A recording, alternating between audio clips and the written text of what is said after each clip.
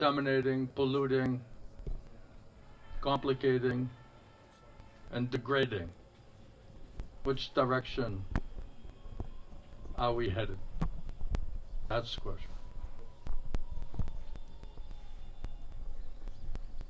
I asked devotees, how you doing? They said, I'm in the process.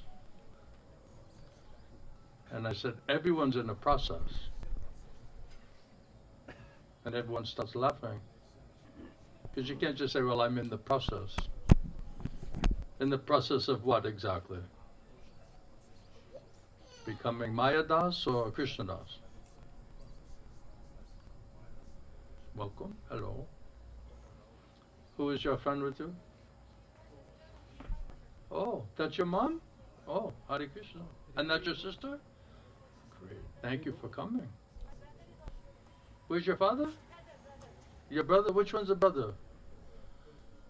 The tall boy in the back? Hare Krishna. This is a family affair. They say we're breaking up the families, right? We're saying no, we're trying to make healthy Krishna conscious families. Otherwise, if it's asatanga, then how you become devotee? So someone's got to change. You got to either make them pure devotee, or they're going to make you Maya Dasi. Maya Das. Thank you. Association means hearing. Who are we associating with? And what are we hearing? What is the consciousness? What is the motivation? Is it pure? Is it transcendental? Is it spiritual? Or is it materialistic? Association means hearing. Are you hearing about, oh, my daughter, oh, my son, oh, my husband, oh, my brother, oh, my wife? They're in Maya if they're saying like this.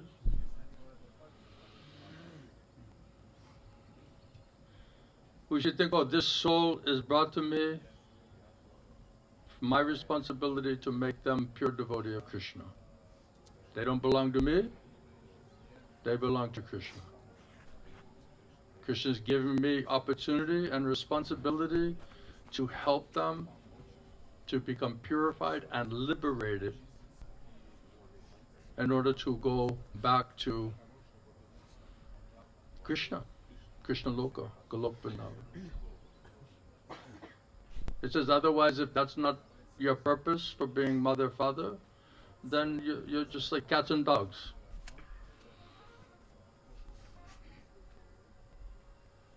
Cannot liberate them, purify them, liberate them, deliver them, then you shouldn't be a mother or a father, or a guru, or a leader, or a teacher.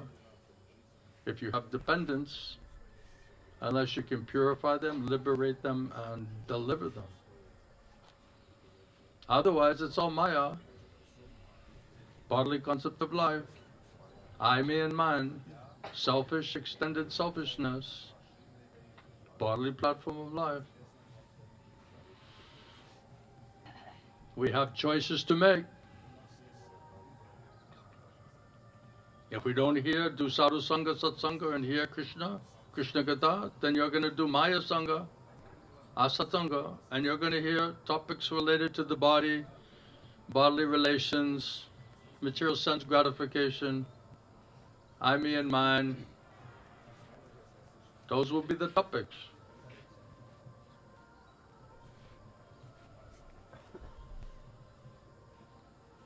So we're going to associate with somebody, right? We're going to hear something.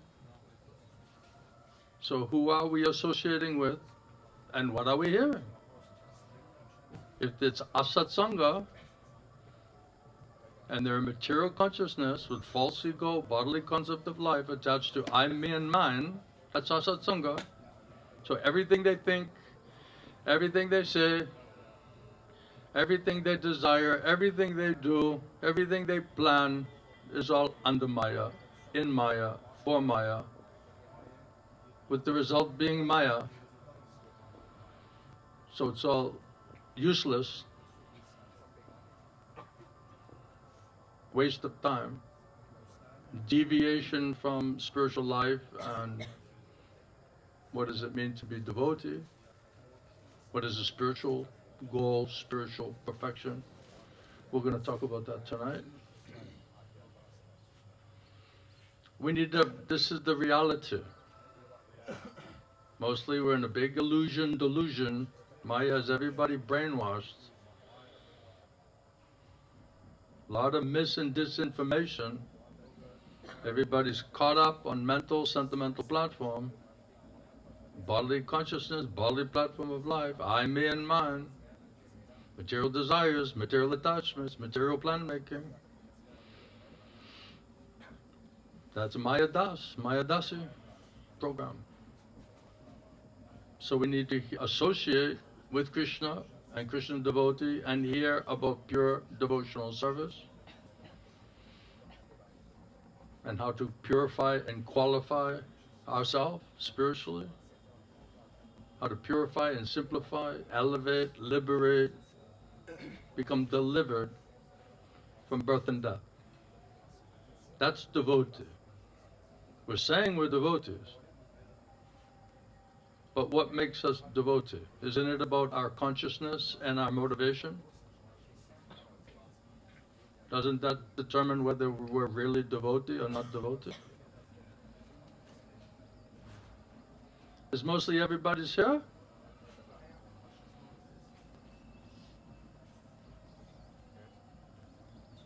Are you guys here? Are you here?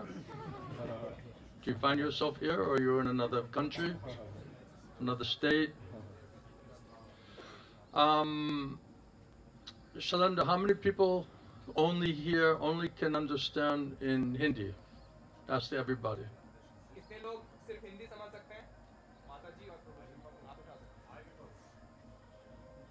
So, 3. Only Hindi. Right? Do you want to go back in here in Hindi? They have Oh, they're plugged in? Wow. This is like high tech. It's fantastic. Looks like I'm the only one not plugged in. Okay, let's chant. Gurudev will do everything. We just have to come and Gurudev will do everything. We don't have to do anything.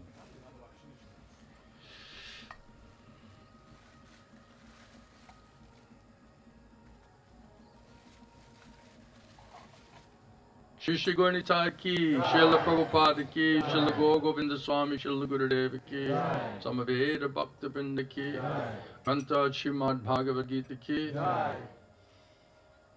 Hare Krishna. Okay, since I only have so much energy, I'm going to just read the verse. Usually you guys chant, but everybody was sleeping. Worshipping Ekadashi today. Celebrating Ekadashi.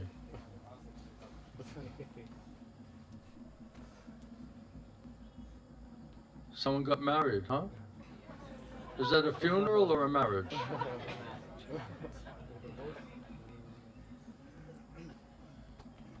That's an interesting question, isn't it? Om Namo Bhagavate Vasudevaya. Om Namo Bhagavate Vasudevaya. Om Namo Bhagavate Vasudevaya. So we are reading in Bhagavad Gita in the 8th chapter, Attaining the Supreme.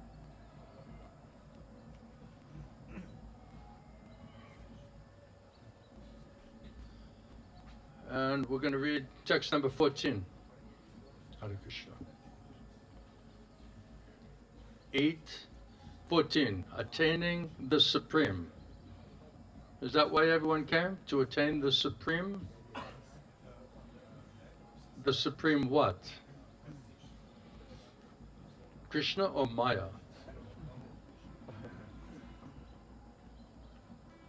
Please repeat. Ananya-cetāḥ satatam aham smarati nityaśaḥ tasya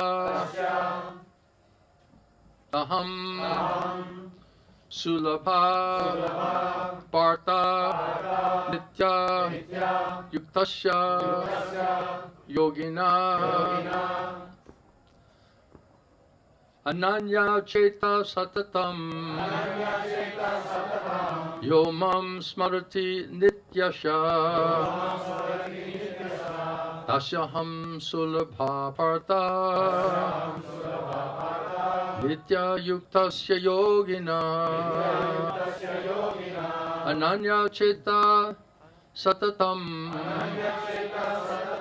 yomam smarati nityaśaḥ tasyāhaṁ su-labhaḥ pārtha nitya-yuktasya yoginaḥ. Anyone like to try? Ananya-cetāḥ satatam yomam smarati nityaśaḥ tasyāhaṁ su-labhaḥ pārtha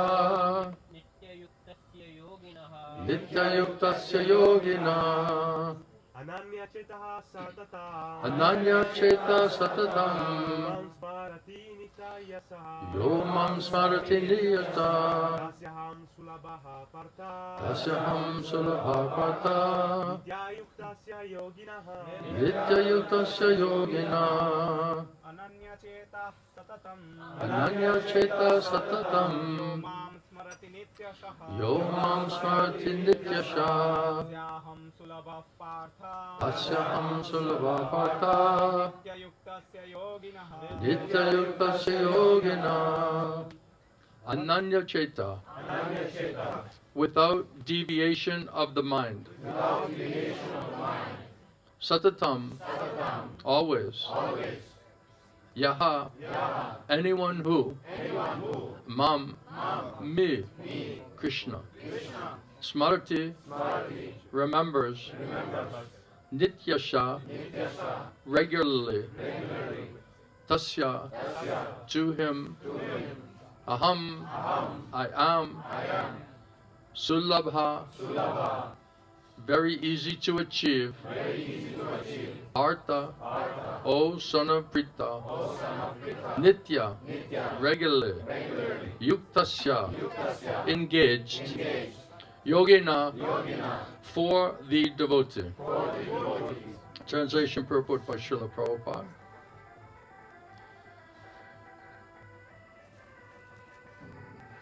Lord Krishna speaking to Arjuna, and he telling, for one who always remembers me without deviation,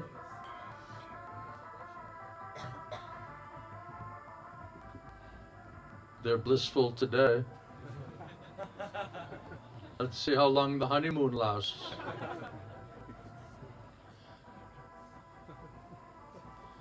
For one who always remembers me without deviation, I am easy to obtain, O son of Pṛthā, because of his constant engagement in my devotional loving service. Please repeat. For one who always remembers me without deviation, I am easy to obtain, O son of Pṛthā, because of his constant engagement in my devotional loving service. Purport by Srila Prabhupada. This verse especially describes the final destination attained by the unalloyed devotees or Shuddha Bhaktas who serve the Supreme Personality of Godhead in Kṛṣṇa Prem Bhakti Yoga. Let me say that again.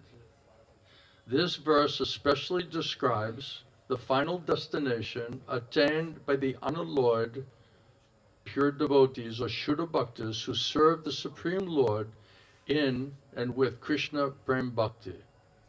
Previous verses have mentioned that there are 4 different kinds of devotees: the distressed, the inquisitive, those who seek material gain, and the speculative philosophers. Different processes of liberation have also been described. Karma-yoga particularly mentions pure bhakti-yoga, Shuddha bhakti, without any mixture of jnana, karma, or haṭha.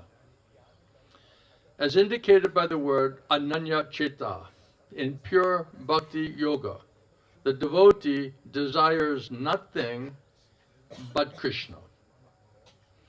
A pure devotee does not desire promotion to heavenly planets, nor does he seek oneness with the brahma-jyotir, or salvation or liberation from material entanglement.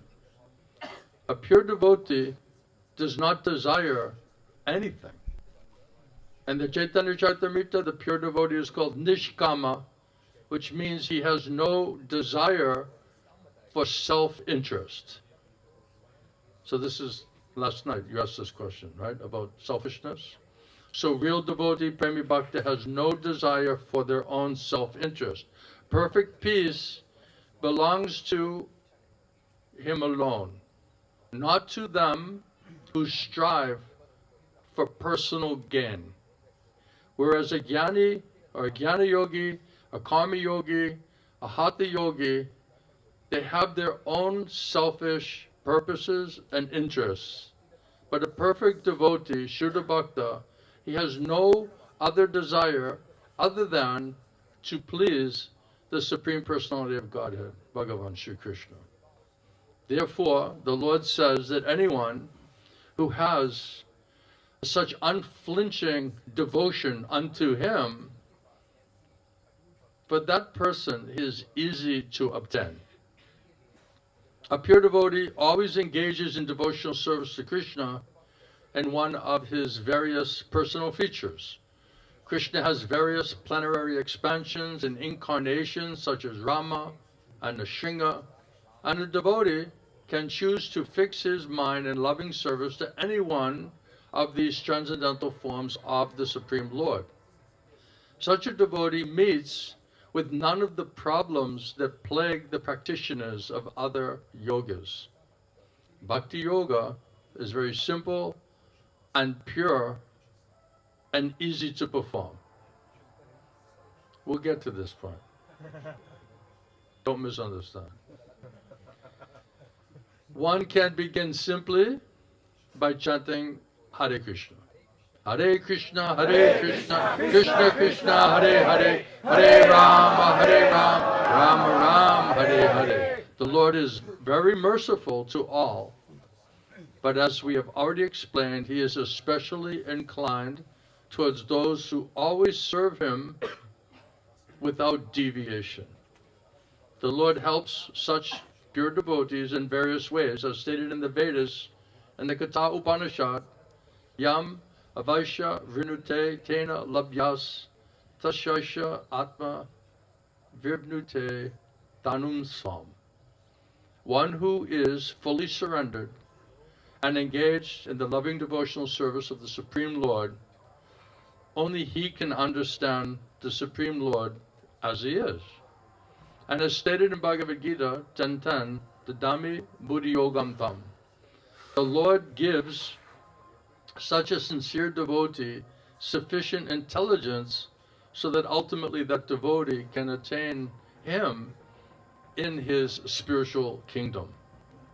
The special qualification of pure devotee is that he's always thinking of Kṛṣṇa without deviation and without considering the time or the place. There should be no impediments. He should be able to carry out his service anywhere and at any time. Some say that the devotee should remain in holy places like Vrindavan or some holy town where the Lord lived. But a pure devotee can live anywhere and create the atmosphere of Vrindavan by his devotional service. It was Sri Advaita who told Lord Chaitanya, "Wherever you are, O Lord, there is Vrindavan." As indicated by the words satatam and nityaśaḥ, which means always, regularly, or every day, a pure devotee constantly remembers Kṛṣṇa and meditates upon him. These are the qualifications of the pure devotee for whom the Lord is most easily attainable. Bhakti-yoga is the system that the Gita recommends above all others. Generally, the bhakti-yogis are engaged in 5 different ways. In the Shanta Bhakta, engaged in devotional service in neutrality. Dasya Bhakta, engaged in devotional service as a servant. Sakya Bhakta, engaged as a friend. And Vatsalya Bhakta, engaged as a parent. And Madhurya Bhakta, engaged as conjugal lover of the Supreme Lord. In any of these ways, the pure devotee is always constantly engaged in the transcendental loving service of the Supreme Lord and cannot forget the Supreme Lord, and so, for him, the Lord is easily attained. A pure devotee cannot forget the Supreme Lord even for a moment, and similarly, the Supreme Lord cannot forget his pure devotee for a moment. This is the great blessing of the Krishna conscious process of chanting the pure holy names, a Mahamantra. Hare Krishna, Krishna Krishna, Hare Hare, Hare Rama, Rama Rama, Hare Hare, Hare Krishna, Krishna Krishna, Hare Hare, Hare Ram, Rama Ram, Hare Hare. Again, translation. For one who always remembers me without deviation, I am very easy to obtain, O son of Pṛthā, because of his constant engagement in my devotional loving service. So Krishna is only interested in one thing, and that's pure loving devotional service with his devotees or bhaktas. And the pure devotee of Kṛṣṇa is only interested in that also one thing, is how to render pure loving devotional service to Kṛṣṇa. So they're both thinking of each other constantly, even for one moment they're not aware and thinking of each other. Om jñāna-timirandasya gananjana-shalakaya chakshunritam jana tasmai Shri Gurave Namaha. Jai Shri Krishna Caitanya Prabhu Nityananda Shri Advaita Gadadhara Shri Vasudeva Shri Gaur Bhakta-vrinda. Hare Krishna, Krishna Krishna, Hare Hare, Hare Ram, Ram Ram, Hare Hare. Krishna says, if you come in a mood of loving devotion, I'll give you intelligence, understanding how you can come to me and serve me and ultimately attain me. But Krishna also says, but if you come with some other motive, some other desire, some type of gross or subtle type of desire, karma, jñāna-yoga, then Krishna says, I'll hide myself from you. So to become really devotee means, how do we get freed from these gross and subtle types of material attraction, attachment, and desire? How do we become such pure devotee?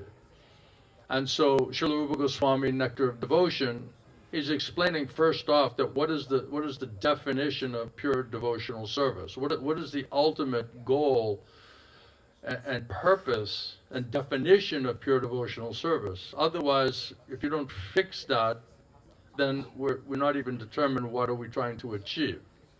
So the first thing here is, Prabhupada said that, and we have to remember this, because in all of the complexity and confusion and distractions, and even the activities within social or religious institutions, we can actually forget that it's about spirituality and not about activity in a religious institution. And so we always have to come back and understand, well, what are we actually trying to do? What is our goal? What are we trying to achieve? And then what is that process? So Prabhupada very nicely says, this verse especially describes what is the final destination.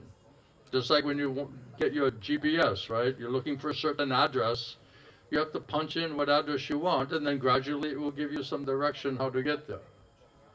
So we have to constantly be reminded of, because we're not naturally already on that platform. We have to be constantly reminded what is our purpose, what is the goal, what is the final destination, and that's being described here in this verse.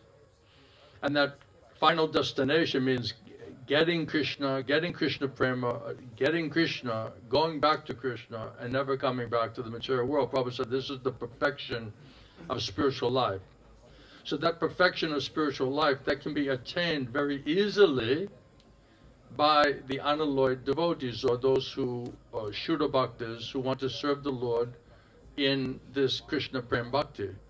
So then it says, well, it's very easy, it's very simple. Yeah, if you don't have any material desires, and you're freed from all of your demoniac qualities and lower modes of nature and all these different types of contamination, yeah, then it's very easy to see Kṛṣṇa and get Kṛṣṇa, go back to Kṛṣṇa.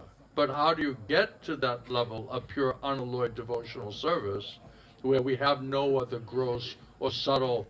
Let me put this down so I can see Shyam properly. I don't want him hiding behind my computer. So what is that process of purification? Probably the process of Kṛṣṇa consciousness, is especially in the beginning, is a process of purification. So those who want to be devotee, this is the definition of who we're supposed to be trying to emulate and try to desire to become like them. So devotee means those who want to be devotee. I mean, how do I get freed from any type of distraction, any type of sinful thought or desire or attachment or interest or selfishness, which would be an obstacle or an impediment to be able to reach our final goal or our final destination. So we are trying to become devotees by going through this process of Kṛṣṇa consciousness in order to purify and weaken the strength of our material attachments and material desires. And that's a gradual process. Prabhupada said, just like the snake, you have to punch out the teeth, right, the fangs of the snake, and then it cannot so much, bite you, it cannot kill you. So these senses and these material desires, material attachment, very, very strong, especially in the bodily concept of life.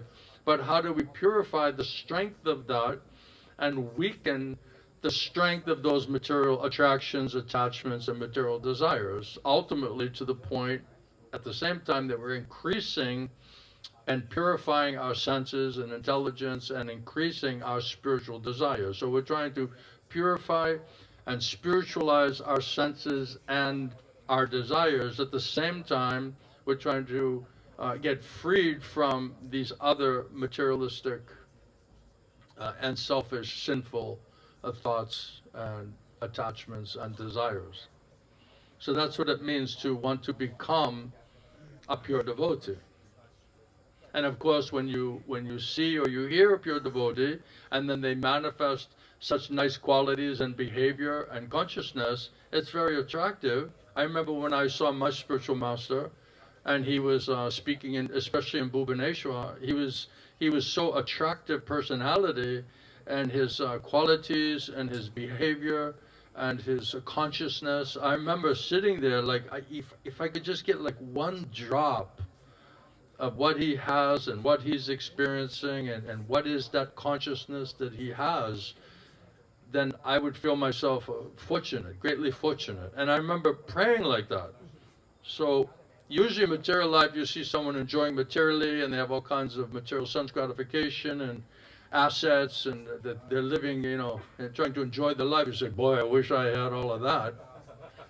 I wish I could enjoy like that, right? And it's very bewildering, right? That's why it says, don't look at it, because then you'll become attracted to it, and then that will influence your material desire. So better don't even, bother with it. But on the positive side, Prabhupada many times talk about, okay, this is the negative side, but on the positive side, what is that will attract us spiritually? And so the personality, since we cannot see Kṛṣṇa, we're unnaturally unattracted to Kṛṣṇa because of this jaundice disease condition. We're supposed to be completely attracted but we're not so attracted, and especially because we don't have spiritual intelligence, mind, and senses that can really perceive and see and understand Kṛṣṇa, then Kṛṣṇa comes in the form of the spiritual master. We meet our spiritual master, and they are reflecting those spiritual qualities and behavior and consciousness and intelligence. All of these different spiritual assets are like different types of gem. So when you see that, then we can think like, oh, this is the real asset. This is the real dana. These are the real gems.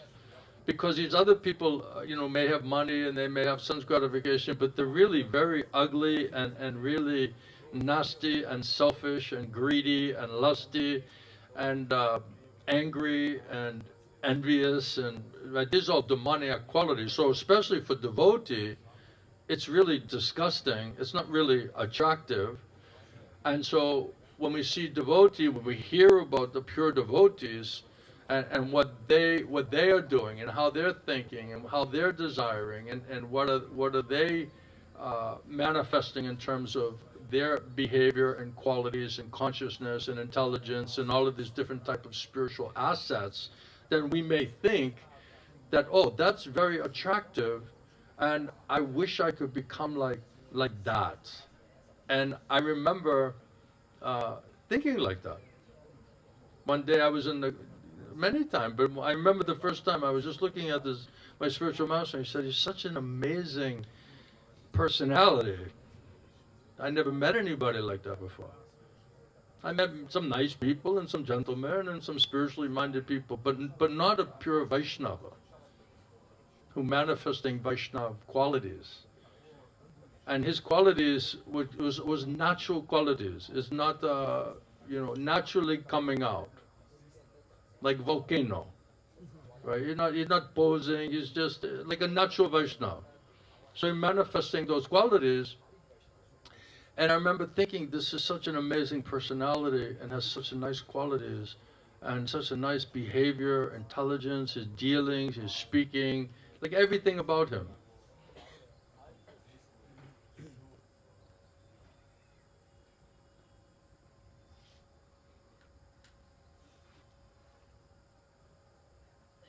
And I remember thinking also his consciousness. His consciousness is so nice consciousness. Always happy, always joyful, no matter what's going on. And I just remember saying, boy, I wish I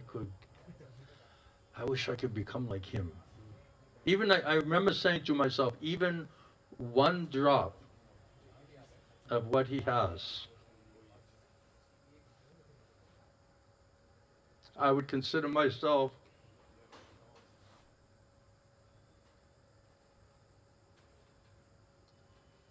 very blessed, very fortunate. So that's where our spiritual desire can really begin to manifest. Before that, it's very theoretical, it's very academic, it's very much like a jnana. It's like this concept of wonderful things. But until we meet such personalities, until we hear from them and see it like a first-hand, then you compare that with material life and material people and material personalities, and it's literally heaven and hell difference. So you can meet all these other people, but you cannot meet pure Vaishnava. So this is really the greatest wealth. It says that, if you put all of the benefits, all of the assets of everything in all of these systems and everything that's available in the material world, you put in one side of the weigh machine, and then you put such pure Vaishnava on the other side, and immediately it's like this. So really it's a question about desire and the strength of desire. So if we cannot be fortunate enough to recognize that those personality and those qualities and traits and the consciousness and all of the wonderful things about the Vaishnavas, then we'll not think, how do I become like that? Right? If you talk about, oh, this is the final destination, this is the perfection of spiritual life, this is the you know, this is what unalloyed pure devotees are thinking and doing, and they have no desire. And so you can only sort of conceptualize that on some kind of intellectual platform. So unless Kṛṣṇa comes and sends his devotees where we can witness something extraordinary, which is not based on an academic or theoretical experience, including the effects of their association and the effects of hearing from them, all of that is undeniable type of spiritual mercy from Kṛṣṇa and from Sadhu Guru Vaishnava. And unless we can get that and experience that by their mercy, how will we develop a desire to want to become like them? So I remember, this was very natural to say, oh my God, he has all of this thing I don't have. And I was not envious or jealous of him. I was just saying, wow, I wish I could become so fortunate to become a real devotee and develop nice spiritual qualities and all of this thing. So that's where our spiritual desire will really develop. Because we can't really see Kṛṣṇa, we can see painting, we can hear descriptions of him, but if we're also in a low consciousness, it's very difficult for us in a diseased, you know, jaundice-like condition, even to be attracted. That's why Kṛṣṇa knows that, and that's why Kṛṣṇa comes in the form of the spiritual master to speak. He assumes the form, this verse is there, that the Kṛṣṇa comes and assumes a form that we can perceive and experience in order to be purified and attracted, and ultimately to cultivate a desire to want to become like such Vaishnavas. If that's not demonstrated, we don't see that, we don't witness that, we don't experience that, and the effects of that association, how will we really develop the spiritual desire that's required to be able to overcome all of these other lesser, Kṛṣṇa says, by getting higher taste, you can let go of the lower taste. By cultivating a higher spiritual goal and desire, you can let go of all of these selfish, narrow-minded, Kripanā type of mentality and desires.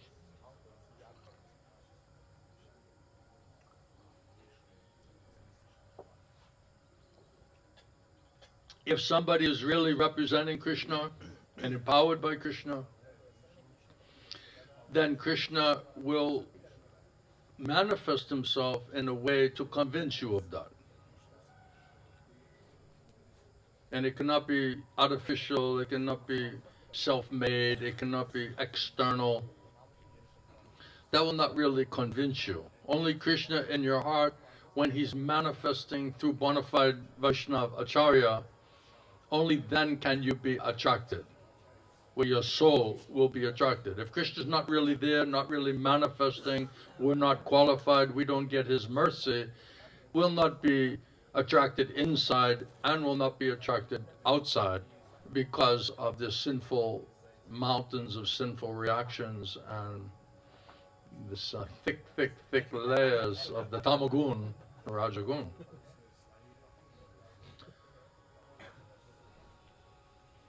So it's very nice because the goal is to, how do you get Kṛṣṇa, develop love for Kṛṣṇa, go back home, back to Godhead, never have to come back down and take another birth in this birth, death, disease, and old age, the samsara. Prabhupada says that is the perfection of spiritual life. And so it's very important for us to be reminded of that.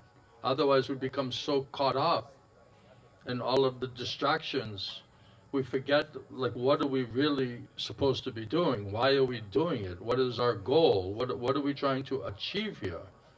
Otherwise we just keep working and busy, and then we're just not really, we're losing focus of what is the ultimate final destination and what is required to reach that final destination.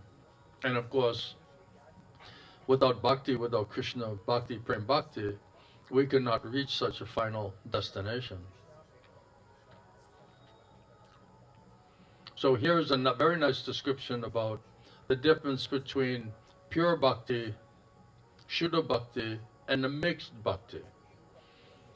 And the mixed bhakti, karma, it's mixed with some karma and jnana. It has some gross materialistic desire and you're doing bhakti, or you have some subtle material desire, you want some jnana, you want some pratishtha, you want to be recognized, you want to be worshipped or appreciated, trying to establish ourselves. That's a jnana.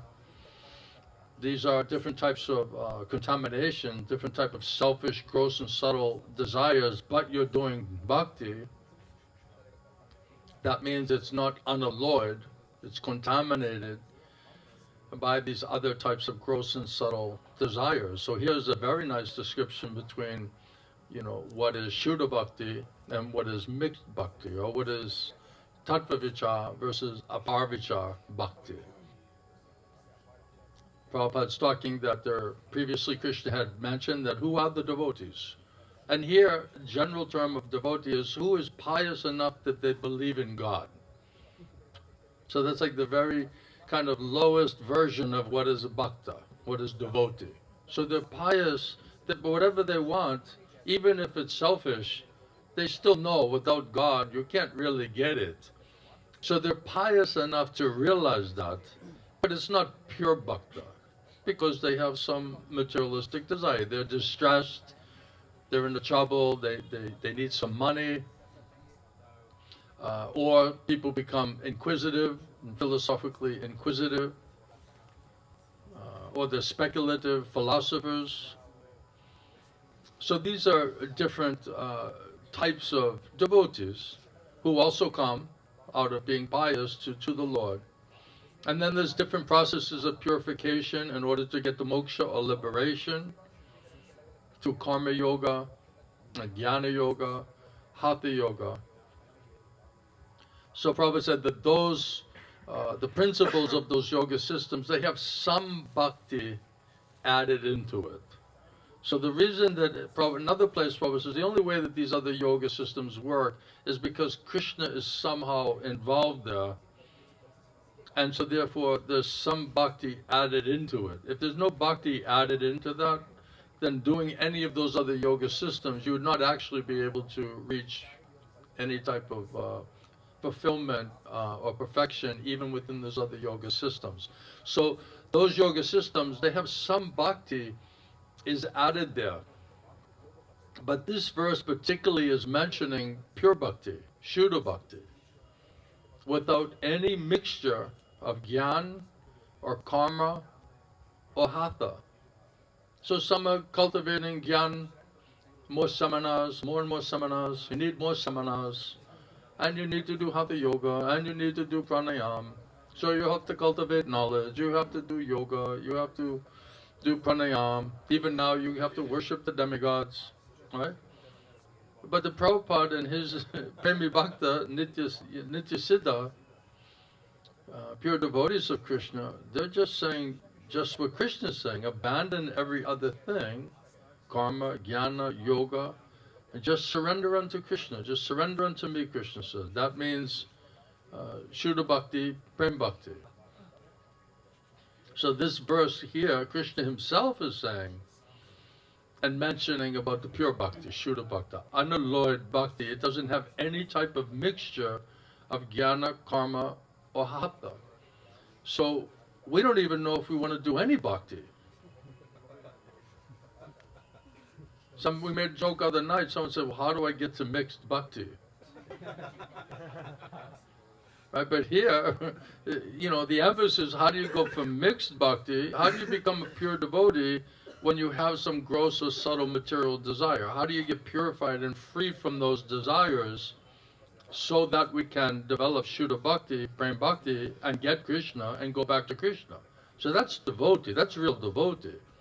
Is how do I get purified from these subtle and gross material attraction and desires and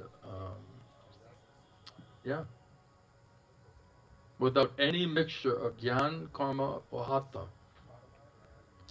Prabhupada says is indicated by the word ananya-cetāḥ, means pure, unalloyed bhakti, bhakti-yoga.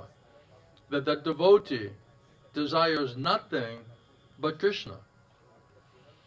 That's bhakta, that's devotee. So we're not talking about someone who's pious and they want some materialism, but they're pious enough to pray to God for that.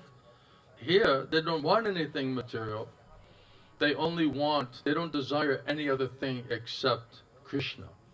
So that means that's pure bhakta, Shuddha bhakta. We're supposed to be here practicing this process to become that. In case anyone has forgotten the goal or the purpose. Yeah.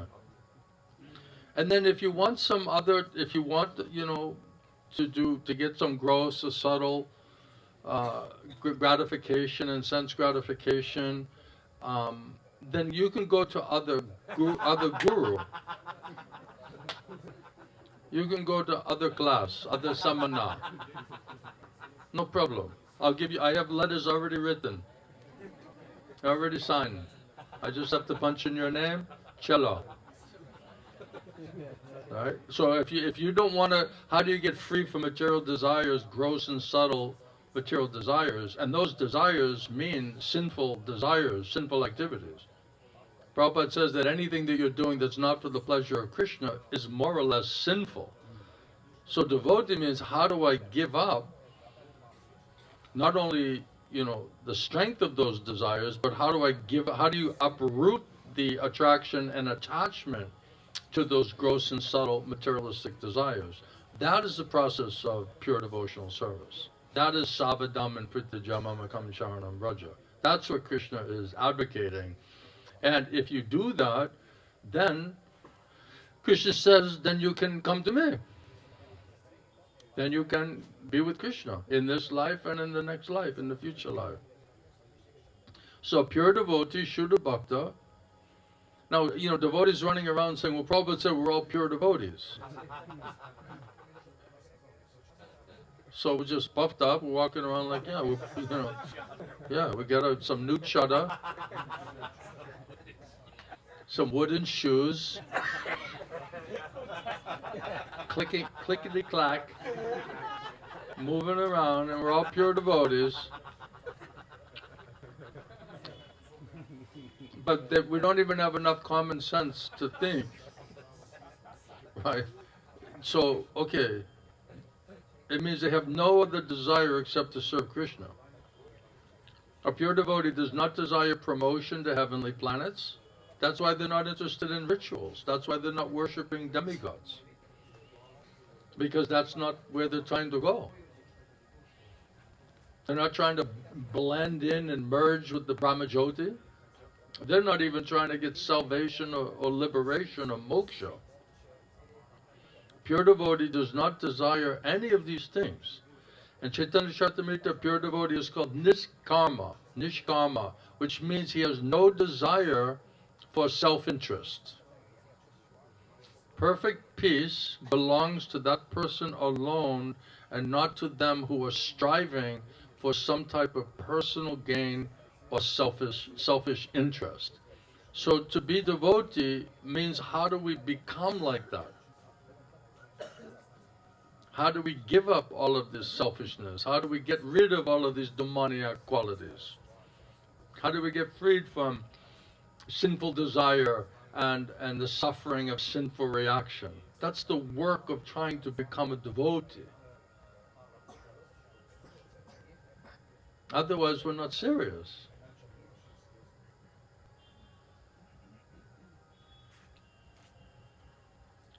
Jñāna-yogīs, karma-yogīs, haṭha-yogīs, they have their own selfish interest and desires.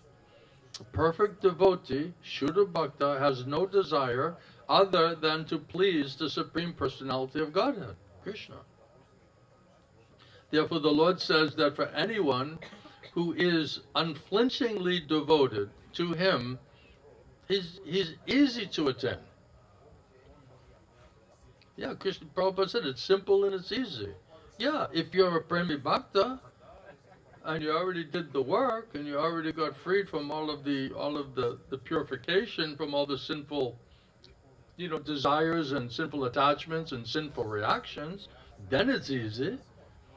How is it easy if all of this thing is still distracting and disturbing and we're attached and we're, caught up in the heavy grips of Maya?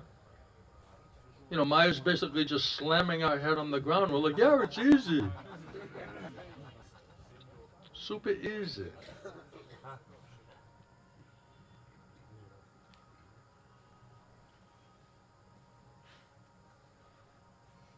And Prabhupada says it's bhakti-yoga is very simple and pure and easy to perform. For who?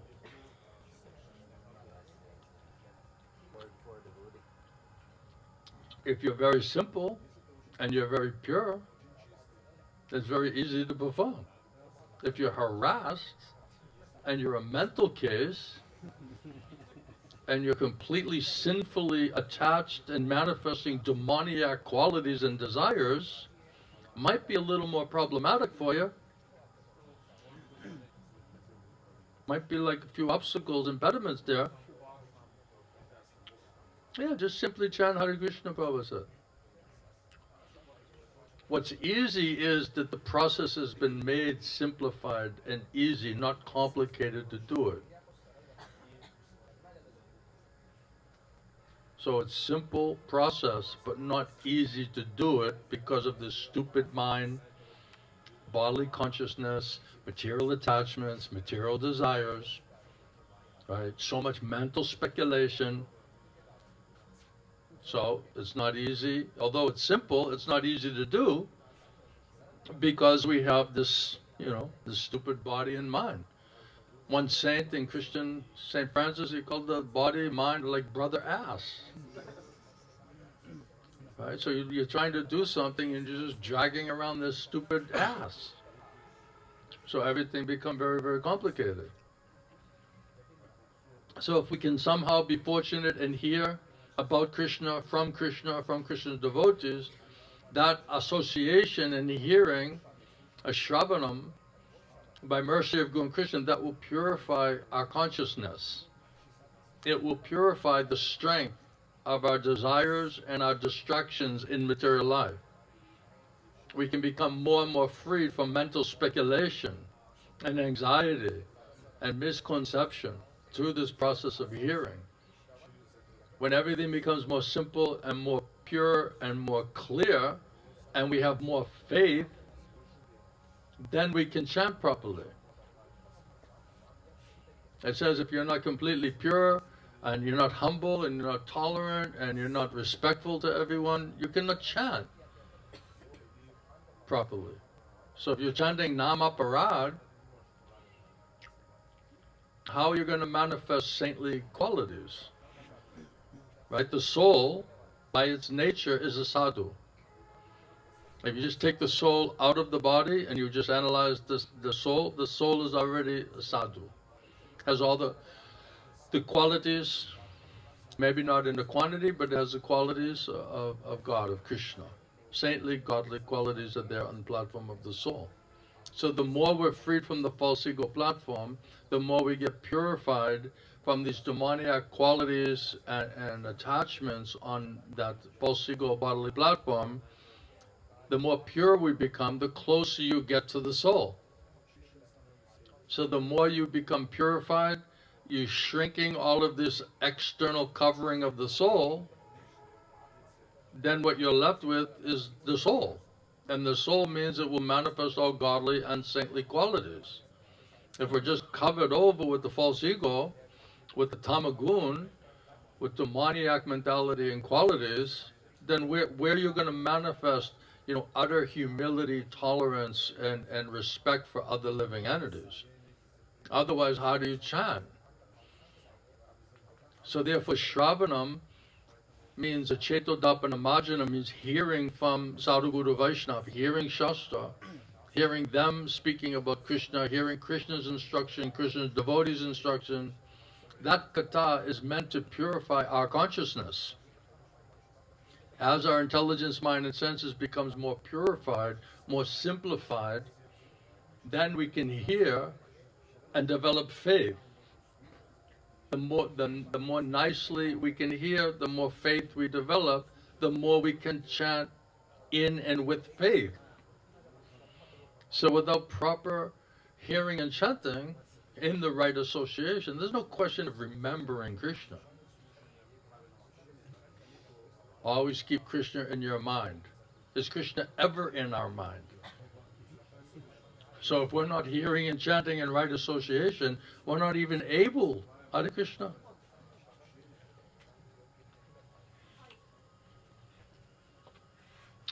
Is this your mom? Hare Krishna.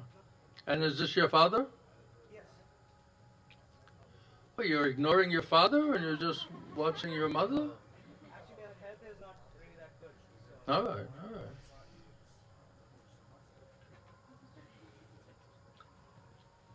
Thank you for coming all the way. I appreciate it. Thank you. Hare Krishna. Do you speak English, I think? Or do you want to hear in Hindi? Okay. Set him up with our new technology. It's called Shabda Brahma. Very new. Just recently developed.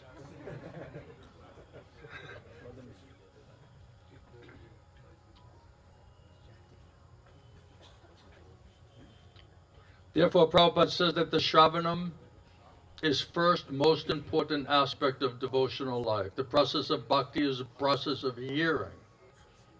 And without proper Shravanam from proper source, Prabhupada said you cannot do any of the other ninefold processes of bhakti. So without proper and sufficient Shravanam from bona fide source, we cannot get the effects and the faith and the knowledge and the qualities to be able to chant properly. So if we're not hearing properly and not chanting properly, then how are we going to think about Krishna? Right? So bona fide Guru, Gurudev used to say, bona fide Guru, by Krishna's arrangement, he can make Krishna appear. So it's a question of our sincerity and seriousness to want to hear and chant about Krishna. Well, what if the hearers are not that serious to hear about Krishna? That means a spiritual master who wants to glorify and give Krishna and share Krishna, Krishna agrees to manifest in his Katha. So, you know, the gurus say we're all sincere and serious, so if we're all sincere and serious, then Krishna may agree to come, manifest himself. Well, what if we're not so sincere and serious? Then how and why will Krishna come? So Prabhupada, when he was on Jaladuta, he was thinking, how are these Yavanas, Malachas, and materialistic people, how they're going to listen about Prem Bhakti, Shuddha Bhakti, Srimad Bhagavatam, Bhagavad Gita? They're in complete tamagun, rajagun, enjoying so much sinful lives, sinful activities. How will they possibly be attracted, and how will they possibly accept these teachings from Srimad Bhagavatam, Bhagavad Gita, and those prayers, Prabhupada's prayers on Jaladuta? And in the prayers, Prabhupada said that, anyway, Krishna, you're Yogeshwar. You're a supreme mystic. By your power, your will, your desire to deliver these souls, if you empower my words so that it can penetrate them, purify them and penetrate them and convince them, then you can get them out of Maya. You have the power to put them in Maya and keep them in Maya. You also have the power to get them out of Maya. So only by your will and your desire, if you empower my words, then those words may penetrate them through all these different gross and subtle coverings of the soul, and that somehow or other that message, Krishna in the form of transcendental sound, may be injected into the soul. That's what's required. So bona fide guru, he can make Krishna appear. It's not that he's making Krishna appear. Krishna's using him and wants to appear. And bona fide guru knows that if you don't come and manifest and shower your mercy and your blessing on all of us, we can't even purify our consciousness. What to speak of getting faith, transcendental faith and spiritual desire to want to fully surrender to you, Krishna. So it says that unless one is empowered by Sri Chaitanya Mahaprabhu, Mahaprabhu Pṛthā, disciplic succession, they really can't be preacher. Because Krishna has to agree, Mahaprabhu has to agree to manifest in that place. If you're self-made guru and you're a jnani and you can quote shlokas and you can talk about all the philosophy, it doesn't mean Krishna's going to come there. It's just a theoretical, scholarly, academic exercise only.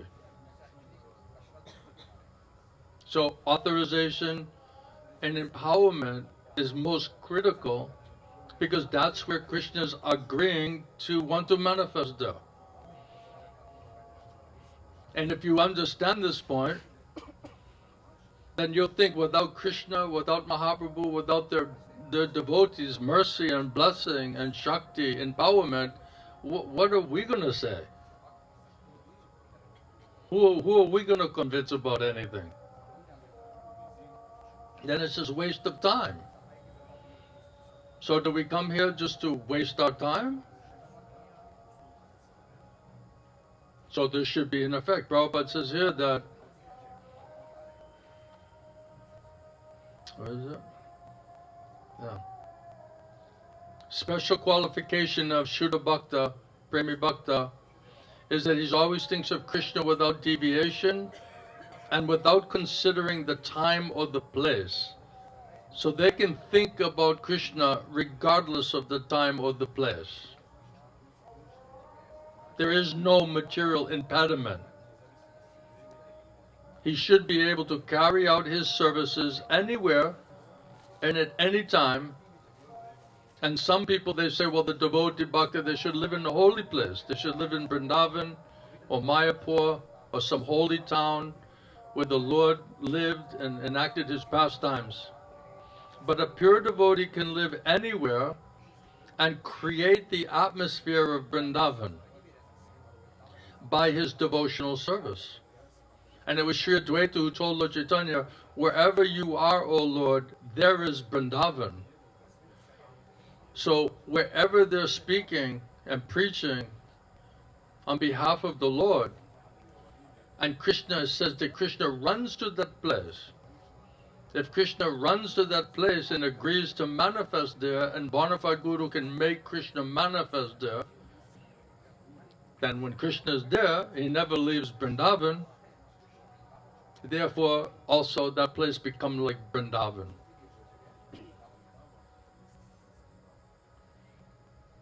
So bona fide guru, he understands all of this thing. So if it's not real, it's not authorized, it's not empowered, they know that Krishna is not manifesting, he'll not agree to manifest, then what is the point of trying to preach? Well, I'll just be wasting our time, isn't it? So what's going to convince our soul is when Krishna manifests. That's why, what is the effect, what is the benefit, what is the results of that hearing? In terms of our consciousness, our understanding, our faith, the strength of our desire spiritually, that must manifest. If Krishna is there, then that will manifest. If we're simple enough to receive through submissive all reception that transcendental sound vibration. Weren't you asking about transcendental sound? This is where we need to hear. If we hear properly from Krishna through Pṛthā, through Guru Sadhu Shastra, Then we can get purified consciousness. We can get intelligence, mind, and senses will become spiritualized. Then we'll be able to develop faith and proper understanding. And that will increase our spiritual desire. Without a proper understanding, without proper faith, without a proper spiritual experience, how do you cultivate spiritual desire? Oh, I need some spiritual desire.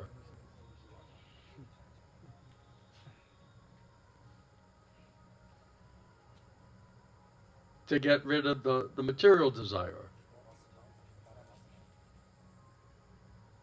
Now, if we just want material desires, material attachments, material plan making, and we're just caught up in Maya, then you can't hear anything anyway. So your chanting is also, you cannot chant.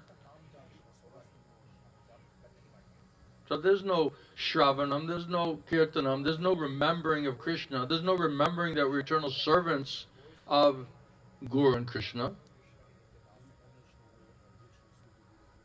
Then we're just in Maya, serving Maya, making plans for Maya, all according to Maya samsara, bodily concept of life.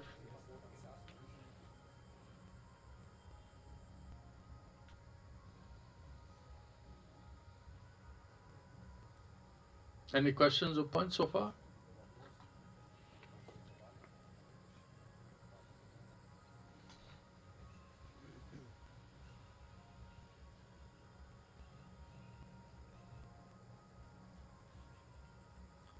Satatam, nityaśaḥ, nityam bhagavata sevya. Prabhupada sometimes translated that every day you should hear. But here, it doesn't mean every day, it means always. Constantly. Constantly and always and every day. If we don't have the right association, then how are we going to be able to regularly and always and every day think about Kṛṣṇa? So if we want to think about Kṛṣṇa, we have to be greedy for association with devotees who can help us and even force us to think about Kṛṣṇa. That's the need. That's the greed. Otherwise, where is Kṛṣṇa going to manifest? You know, let's sit down and we'll speculate and we'll theorize about Kṛṣṇa. And we'll purify our consciousness talking about Kṛṣṇa. So Kṛṣṇa going to manifest there? We're material consciousness, material desire, material attachment. We're posing as jnanis and spiritualists, quoting shlokas. Right? Is Kṛṣṇa manifesting there? Prabhupada said such devotees, they cannot even purify themselves.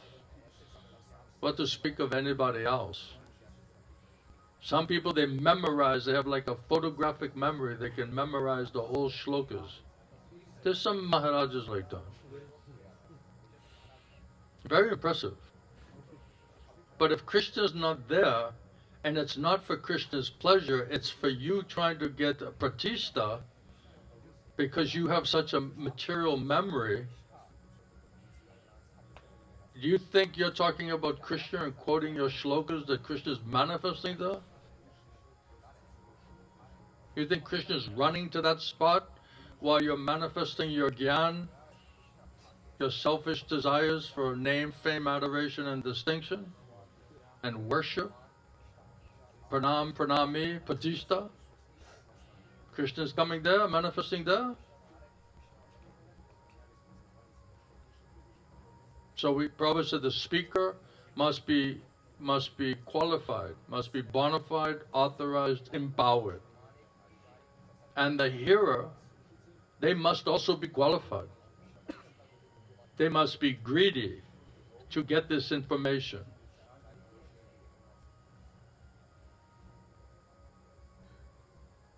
Otherwise, it's not going to work. If our mind is stolen by illusion, we're in the bodily concept of life,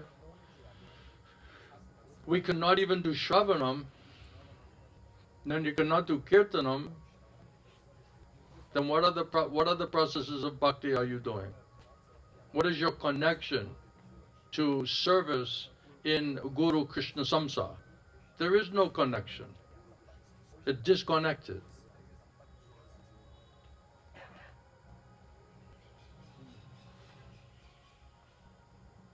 So these are the qualifications of pure devotee for whom the Lord is most easily attainable.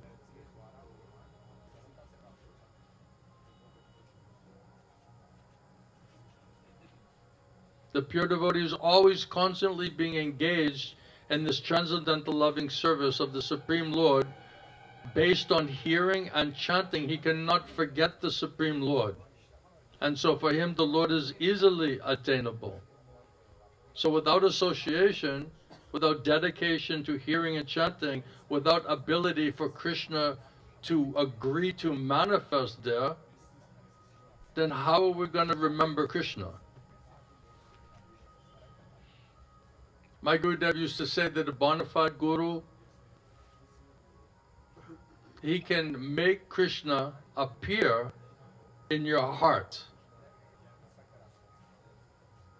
And if the bona fide Guru asks Krishna, Krishna cannot say no. That's how much connection and power and relationship Guru has with Krishna. So how are you going to know who is such a Guru? Who's going to tell you? Only Krishna can give you intelligence and faith, and only the results of associating and hearing from bona fide Guru will also convince us undeniably.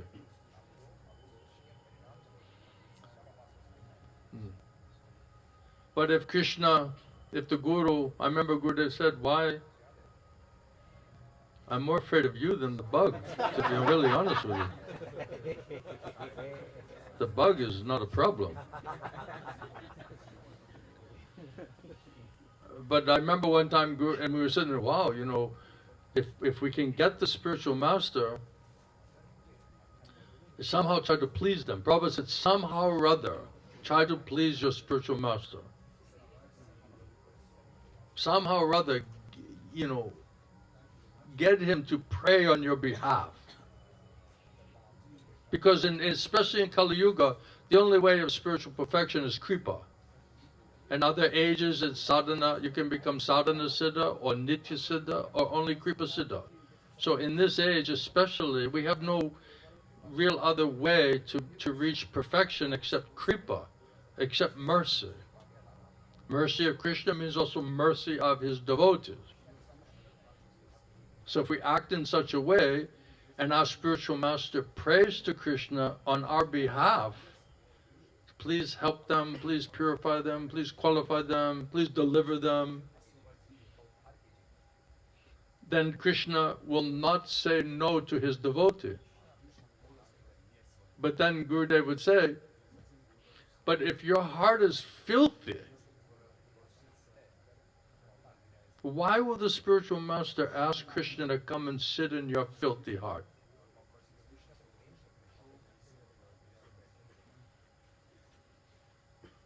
So first clean it up, cooperate with the process. Deserve kripa, deserve mercy. Deserve the right of hearing to get the effect of that hearing process through proper shravanam. Otherwise, we cannot purify our consciousness, we cannot develop faith, we cannot develop transcendental knowledge, we'll not understand all of the subtleties which are required in the execution of pure devotional service. It's a very subtle science. But if we're gross, and we're selfish, and we're in a tamagun and rajagun, what are we going to understand? Well, I'm just trying to get out of Maya, and I'm just trying to control my mind and my senses. I'm just trying to develop faith in you, Gurudev. So don't try to develop faith in me. Try to convince yourself and Krishna that you want to surrender to Krishna. Don't worry about me. Worry about yourself. Well, I'm just trying to develop faith and trying to control my mind and senses. I'm trying to get out of Maya, and how are you going to do any of that? Prabhupada said the only thing a soul can do is desire. And based on your desire and the strength of your desire, Kṛṣṇa will fulfill it. This whole thing is about desire, getting free from sinful desire, material desires, and cultivating spiritual desires. If we develop and cultivate strong spiritual desire, then Kṛṣṇa said, I'll give you intelligence and faith, I'll purify you, and I'll help you to understand how you can come to me, how you can know me, how you can serve me. But Kṛṣṇa says, if you want to forget me, you want to try to enjoy separate from me, I'll make you forget me. Give you a nice, big, fat, false ego, where you can forget about your soul, and forget about Kṛṣṇa, and forget about Sanatana Dharma, forget about bhakti. So selfishly, I, me, and mine. Then Kṛṣṇa will put you in this type of ignorance, this type of forgetfulness also. Everything's based on desire. So are we trying to cultivate and hold on to material desires, material attachments? Or are we trying to get purified and freed from them by developing stronger spiritual association and spiritual desire? That's the difference between wanting to become a real devotee or just wanting to pose as devotee and just want to be, use the facilities of the institution and the process of bhakti and the benefits from the guru for one's own gross or subtle material sense gratification. That's up to us. And we can't cheat Kṛṣṇa. Kṛṣṇa will know, what do you really want? So what do we really want? And what we're getting is exactly what we deserve. We have nobody else to blame except ourselves. We are responsible. That saying is there, that every man is an architect of his own future. So we have to make a decision. What do you really want? We want to be devotee? We want to get rid of this demoniac mentality and behavior and qualities? Or we're just happy being a miserable, selfish, violent, self-destructive demon?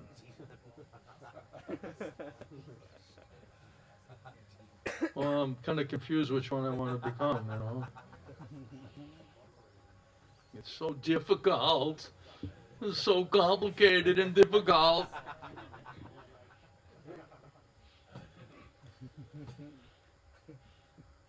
Doesn't sound complicated now, does it? Is there really an option? After all of that, thank you, Maharaj, for all of that talk, and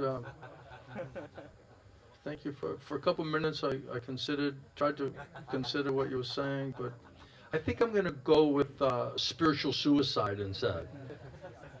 I'm going to go with the spiritual suicide. I'm going to kill my own soul instead. But thanks for trying to help me. You're a great guy.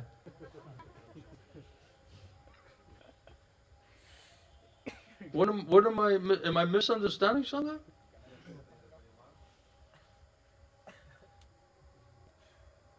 It's too strict. It's too narrow. Okay, then go find another guru. Do some haṭha-yoga and some ISKCON psychology and pranayam and find out what you were in your last life and worship the demigods and worship the GBC and even have goat yoga.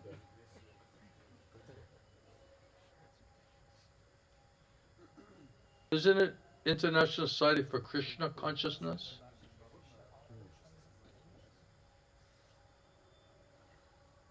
Any other questions, points? Yes? Good old Max. Can always depend on Max. He's like an old Russian dog. Only he's from Ukraine. But that belongs to Russia anyway, so it's all the same.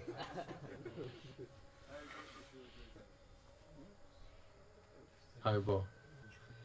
My question today is, how can I deserve the right of hearing? What? How can I deserve the right of hearing? How can I deserve the right of hearing? How badly do you want to hear? How eager are you to get this information? How greedy are you? I wish I was more greedy. Hmm? I wish that I was more greedy to hear this. So you started your desire to become more greedy. That's a start. Yeah. Now you realize that we are disqualified. Before we thought we're fine. Yeah, we get it all figured out. We know some philosophy. We can quote a few shlokas. I got some stickers, some diplomas from the seminars. I got some thread.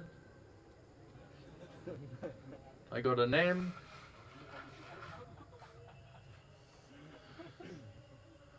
Gopinath Refrigeration Company.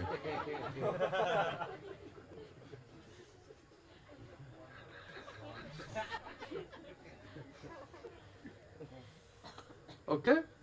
Any other thing? Yeah, thank you, Srila Gurudev. Really appreciate your answer. Hare Krishna. Max, you're welcome. Get it all figured out? Everyone's good? Am I done? Yeah?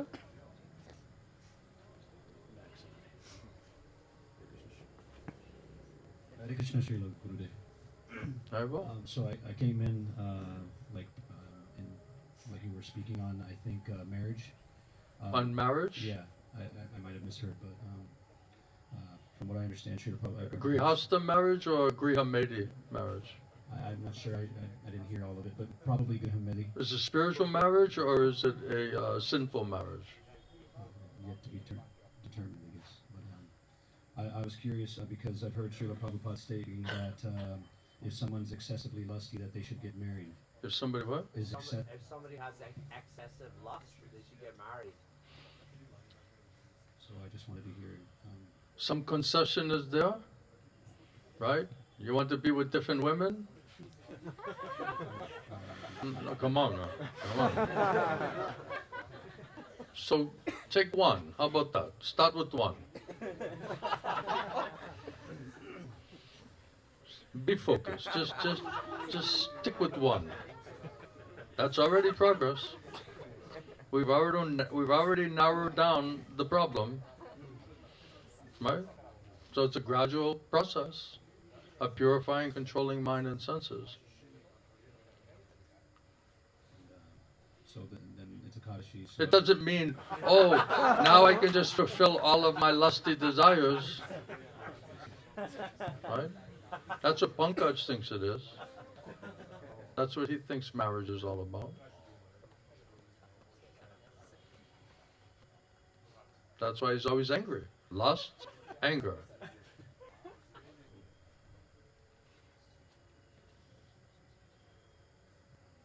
So, You look like you're losing your enthusiasm. oh, that's what I'm asking. You know, I'm trying to see if it's practical. Is it practical? You know, I mean, also like practicing observing the Kadashi.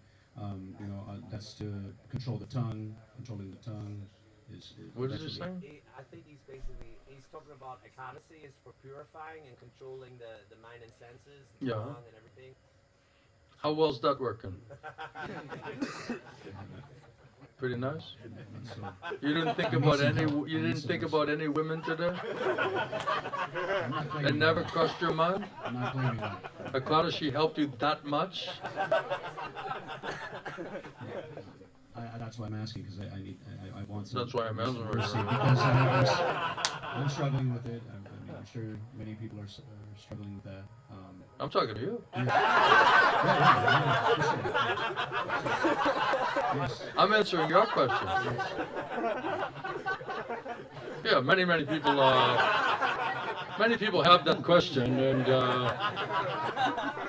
for the benefit of humanity, I'm asking for their benefit.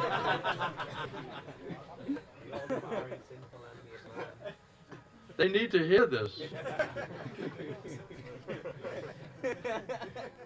That's very kind of you. You're very compassionate. You're manifesting that at the end of Ekadashi. Extra compassion, mercy, purity, simplicity. Just distributing mercy. Anyone but me, you know what I mean?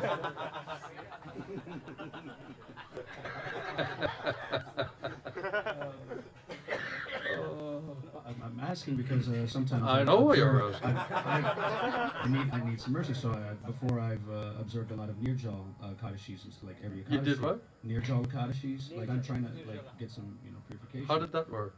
Sometimes it helps, but it's not consistent. I didn't. You still went after a woman after that, right? At least contemplating it. I mean, yeah. So Nirjal didn't uproot that lustful desire, right? Right.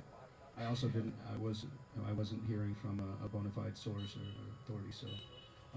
So now that you're hearing, so that desire has left you? No, that's not what I'm saying. Oh no. But, I mean, obviously, I'm not. Oh, you're in the process. I'm trying to be in the process. Yes. Trying means you're not in it.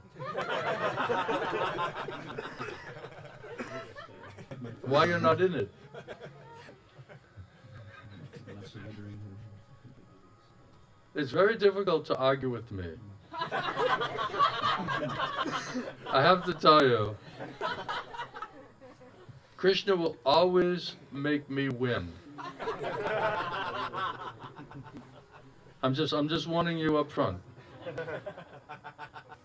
I'm not trying to argue. I just want to be humbled, please. No, I'm just joking. I'm not trying to win. I just want to know if it's practical. What else can I do? I mean, besides like surrendering more, following your instructions more. If we reduce all of this thing, chant nicely, then when we come to here, we can be a little bit more awake and crisp and alert, eager, so that will help. So if you do some austerity and you're chanting, trying to be sincere in your chanting and trying to purify consciousness and trying to think, I'm trying to prepare myself to be able to do Shravanam properly, to hear from my spiritual master, so that katha can enter into me, so I'm not so distracted by all of this other, peripheral noise, chatter. Then you can be more focused in your hearing. So whatever it takes to make you hear better, that's the most important thing. Right? Kṛṣṇa said, don't sleep too much, don't sleep too little. Don't eat too much, don't eat too little. So whatever lets you be in the optimum,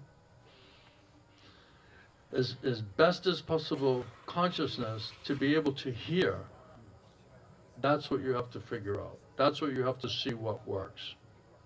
Because if we're going there and you can't hear anything, then you're not even doing Shravanam. So there's no Kirtanam, there's no remembering Kṛṣṇa, there's no other ninefold processes of bhakti that you can do. Because the proper hearing and chanting will fix the consciousness and the remembrance of who and what we are as eternal servants of Guru and Kṛṣṇa. And that will fix our motivation that we're acting as servant and disciple of our spiritual master, servant of Kṛṣṇa. So we're performing other specific services in the right consciousness with the right motivation. If we don't hear and chant properly, we're not remembering who we are. We'll think we're products of material nature.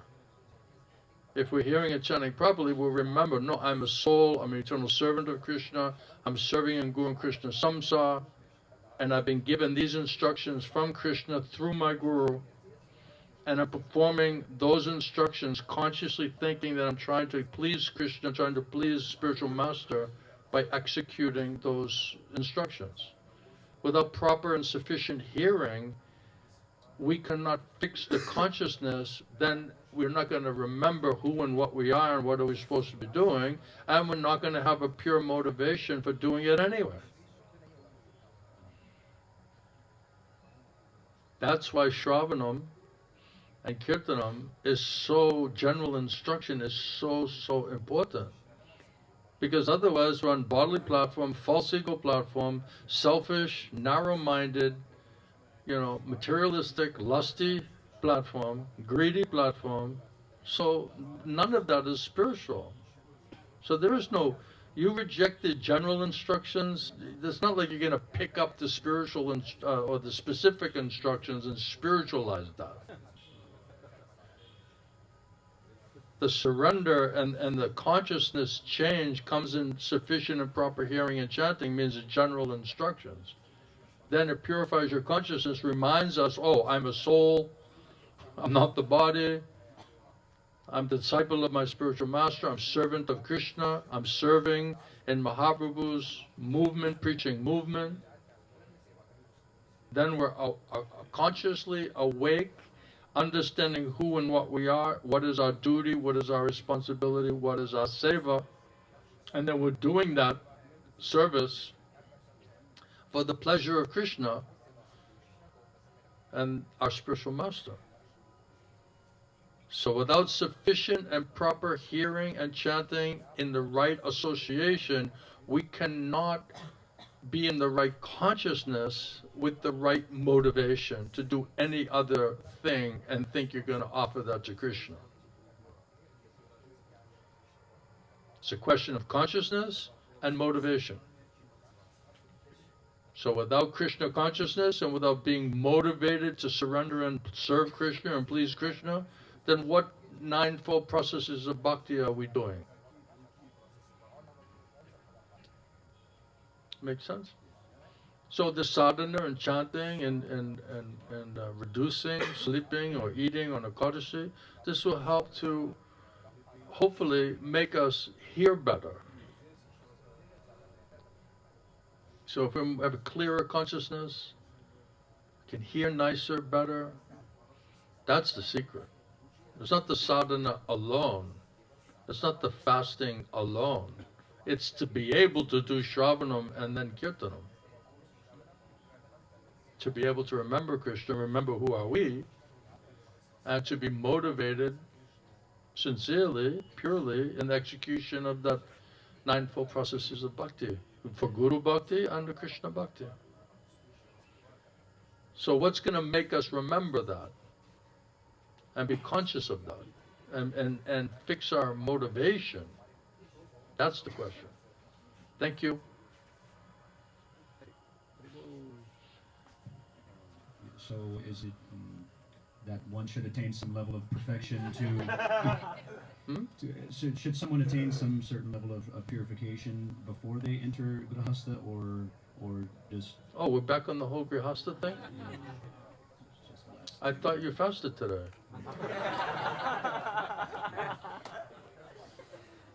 You should go to Yeah.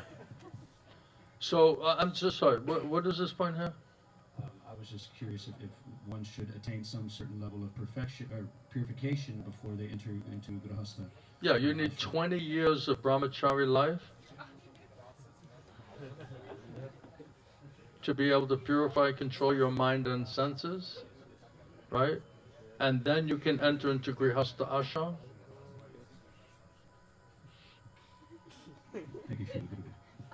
From Vedic standard, Vedic perfectional standard. Our problem, we started too late.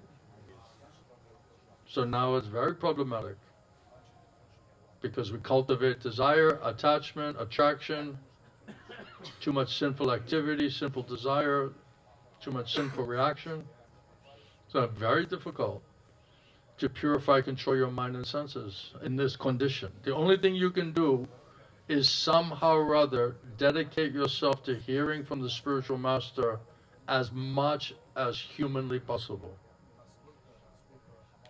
Because those are the only moments that you can possibly get out of your bodily, materialistic consciousness and desire platform.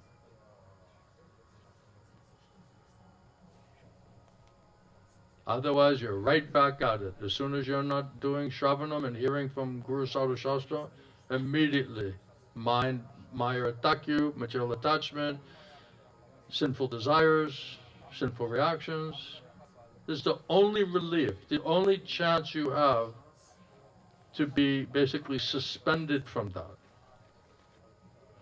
So if you have a lifestyle which maximizes your hearing and chanting in the right association, in the family of Guru and Krishna, and serving in their mission, you have a chance to gradually get purified and free from that.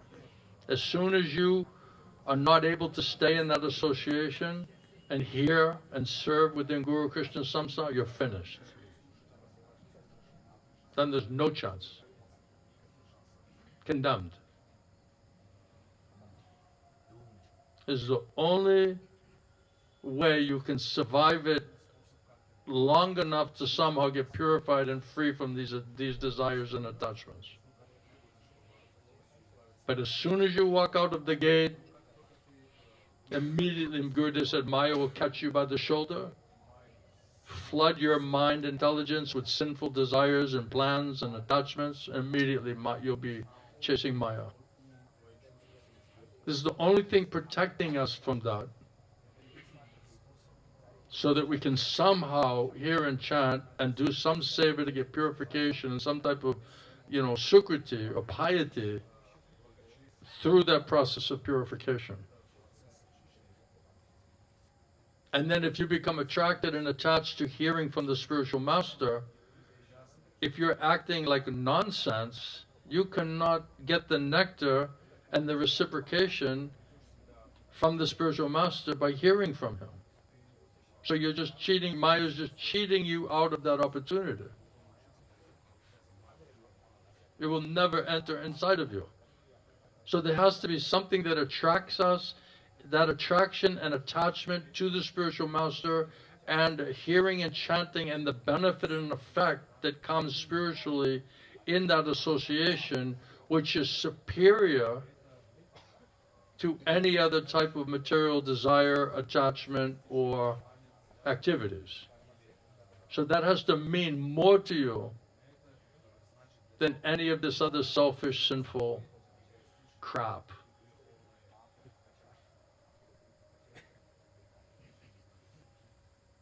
That's the only ticket out. It's the only way out of it. There's no training. There's no 20 years of perfect brahmacharya where you're purified, control your mind and senses.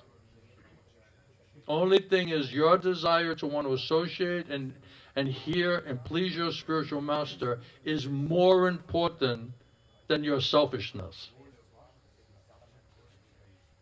Your ability to do that service, to take shelter and get shelter and protection from the spiritual master, is through that service. If you cannot do that service, you're finished. And then it's very risky. So when that becomes more prominent, more important, more attractive, more tasty, more beneficial, that will supersede, override the strength of this sinful attachment and sinful desire.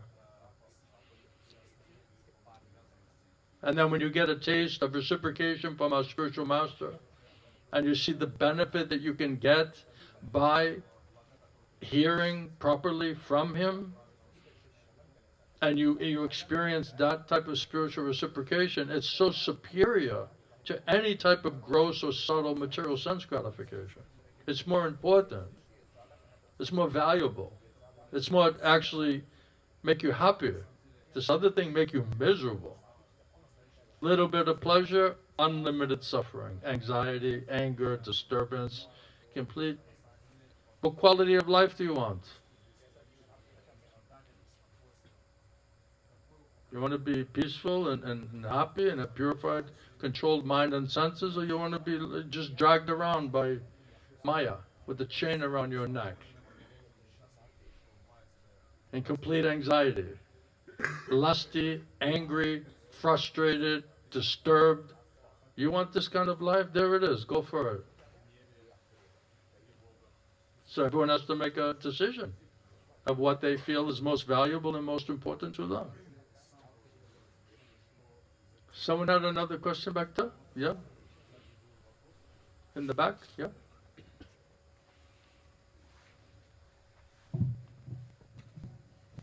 You know, if you don't have a relationship with spiritual master, and you don't care about him, and you don't care about pleasing him, and you don't care about reciprocation from the spiritual master, you're completely gone. You're completely lost. You have no other way out of that. Only heavy, heavy, heavy lashes.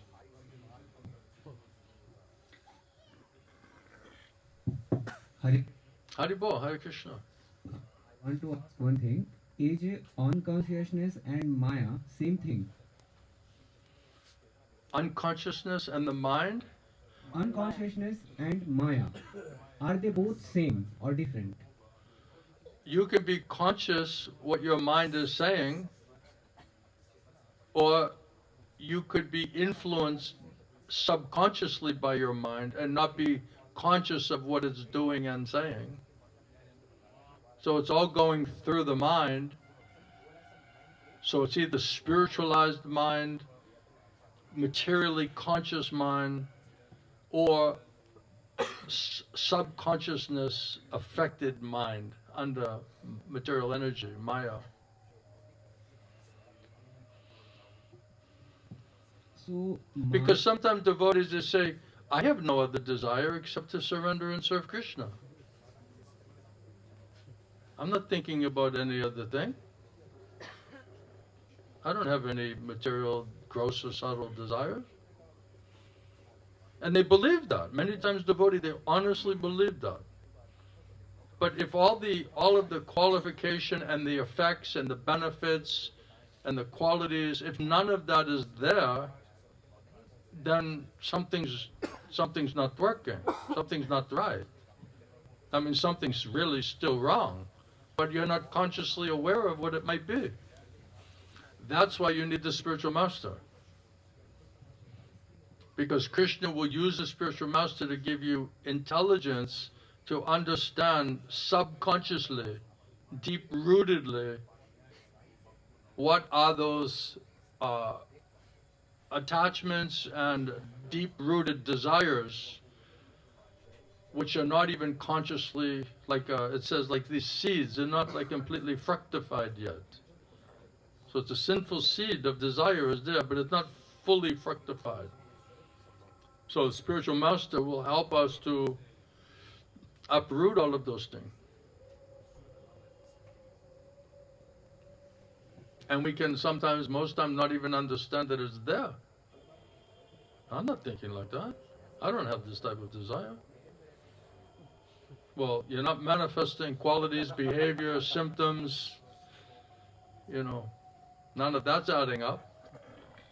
So something's wrong, right? So what is wrong? You can't see it, you can't feel it, you can't put your finger on it. You're not conscious of it.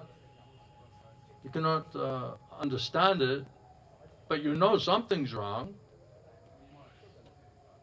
because the results are saying something's wrong, right? Are your results saying something's wrong? Do you know what's wrong? Do you care? Why do you show up every night in the same consciousness then? That means you don't really care? Nothing changing? Then how long you'll sit there? You're going to be like this pole here that you're leaning up against?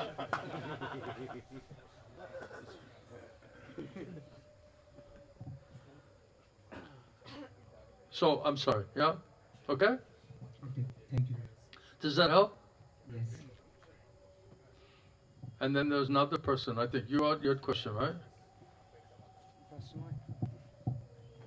Our Icelander. We got to go to Iceland for preaching. What do you think? How do you think they'll receive us? All right? Will it be too political? It's never political with me. It's always very simple.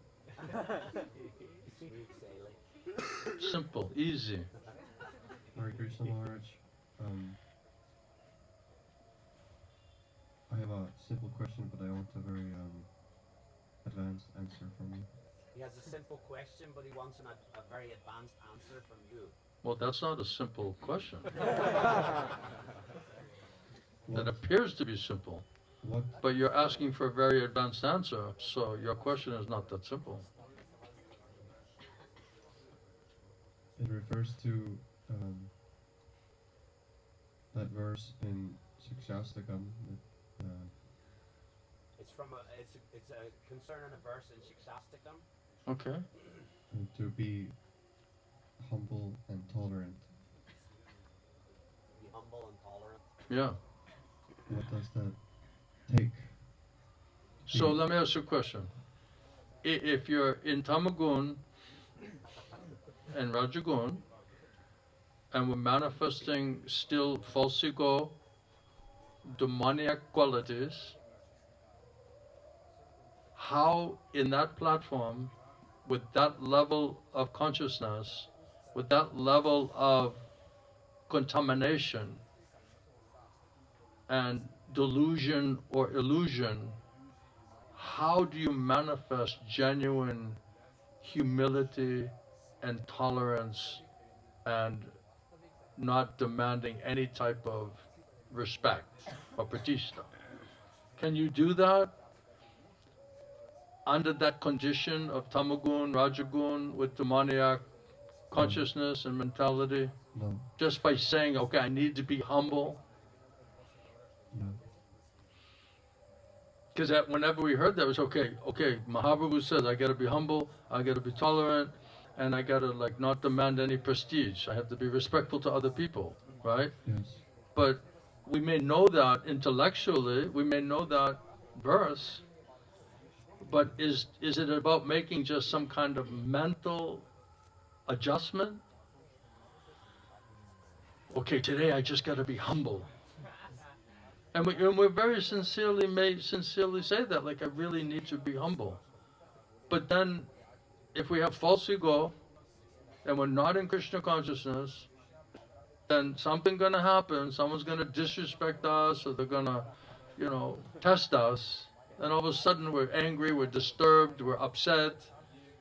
And all of a sudden Krishna said, well, may sometimes remind you, well, weren't you saying you wanted to be humble today? Like, what happened? So it's not just about making some kind of external material adjustment. It's about having a desire to want to genuinely become like that. Otherwise, we cannot chant properly. So now that desire is, how do I become like that? How do I manifest those qualities and mentality that is required to be able to chant purely? So that's a question of a purification of false ego and all of these coverings of the soul. We need a purification of the consciousness by Shravanam, hearing from Sadhguru Vaishnava, getting mercy from the Shastra, mercy from Sadhguru Vaishnava, allowing them to cut our false ego. They speak sharp words, challenging words, confronting words. Sometimes they may get angry at you, sometimes they may, confront you. Sometimes the words are very unpalatable, sometimes it's very pinching. It said the sadhu means to cut. So he's trying to cut your false ego and your pride. Because the pride makes us blind. We cannot see and understand everything properly because of pride and false ego. So the spiritual master, he's trying to somehow purify us and cut away the false ego so that we can become more humble. But we're not allowing ourselves to become humbled out. We're not liking it, we're not agreeing with it, we're challenging it, and then we're just saying, oh, I need to be humble today. But the actual process of becoming purified and humbled and disciplined, we don't like it. We don't want to cooperate with that.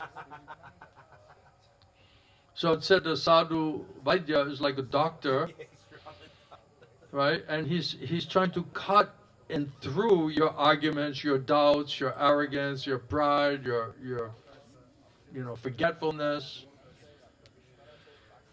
But we're not liking it. We're not participating there. We're not cooperating with that process. So we're not allowing Guru Kṛṣṇa to purify us and humble us.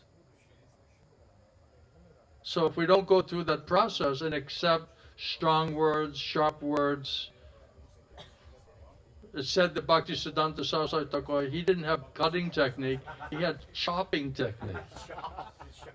Right, so if you really want to get rid of your false ego, and you're really that serious, you'll be like, give me the chopping technique.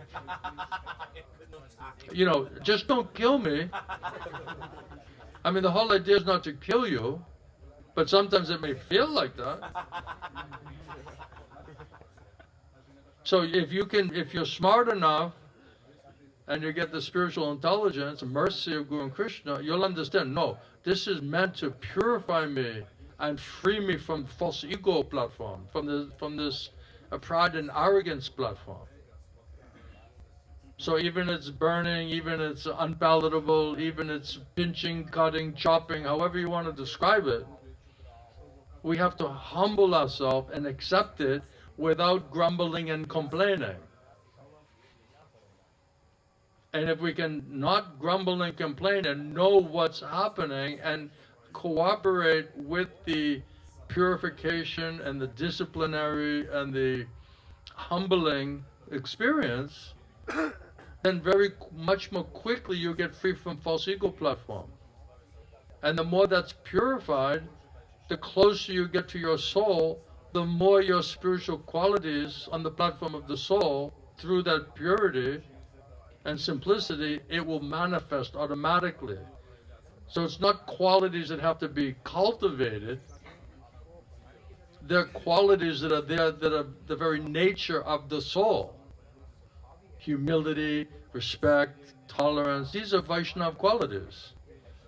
So unless we cooperate with the Vaishnava, sadhu, sangha, and tolerate the purification process, which is sometimes unpalatable, sometimes even disturbing, if you can accept that humbly and not grumble and complain, then much quickly you'll get free from false ego.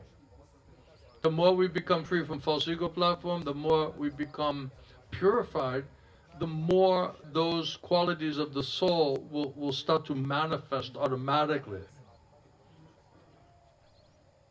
So we have a desire to we know we need to become like that in order to chant properly. So we have a desire how to become, I have a desire, how do I become like that? This is how to become like that. But if we don't go through that process and understand the process, we'll think that we just have to somehow cultivate these qualities. Or I got to somehow find some humility.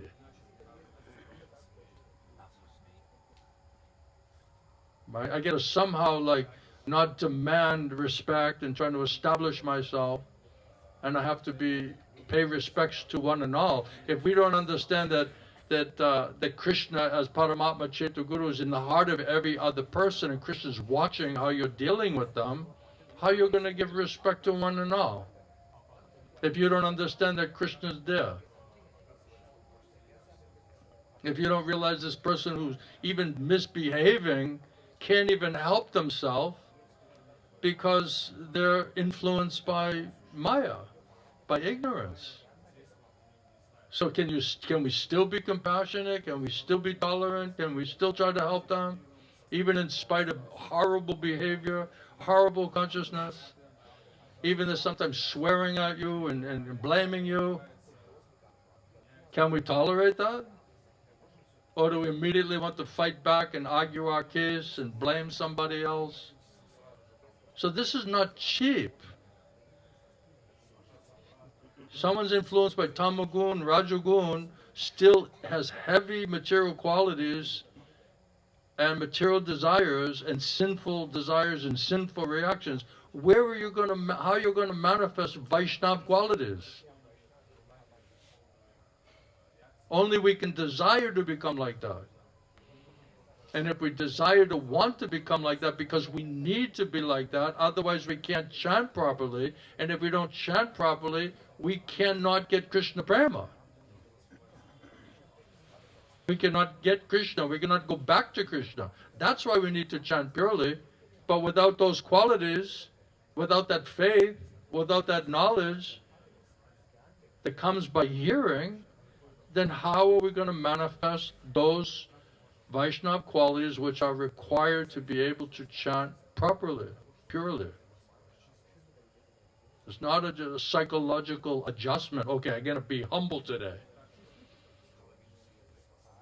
That lasts sometimes for about 5 minutes. Maybe not even that long. And after all the prayer, you say, wow, you look humble today. It's like, yeah, I feel kind of humble today. Does that help? Yes, very much. Thank you. I hope so. Was that a sophisticated enough answer for you?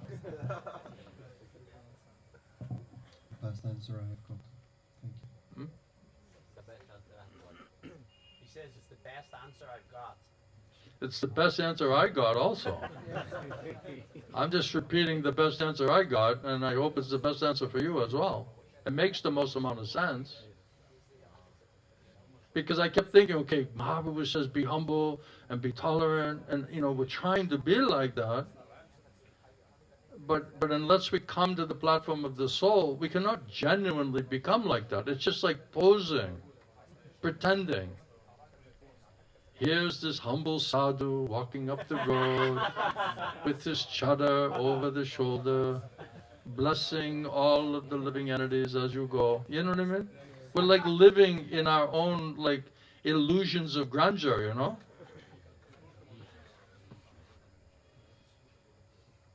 I remember the first time when I met Gurudev, and he said, what is your name? And I said, Murli Krishna Das. And he said, oh, that's a nice name. So that means that you were the Das of that Murali Krishna? And he said, why don't you become a real Das and stop pretending that you're Das? I was like, I had my family and my friends, the whole temple, everybody was there. Right? I'm giving classes, I'm leading kirtans, right? I'm like a senior devotee, right? In front of all these people. I just met Maharaj like 30 minutes before, right? And he's saying, why don't you become a real Das instead of pretending that you're a Das?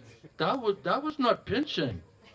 That was like a sword. That was like a spear.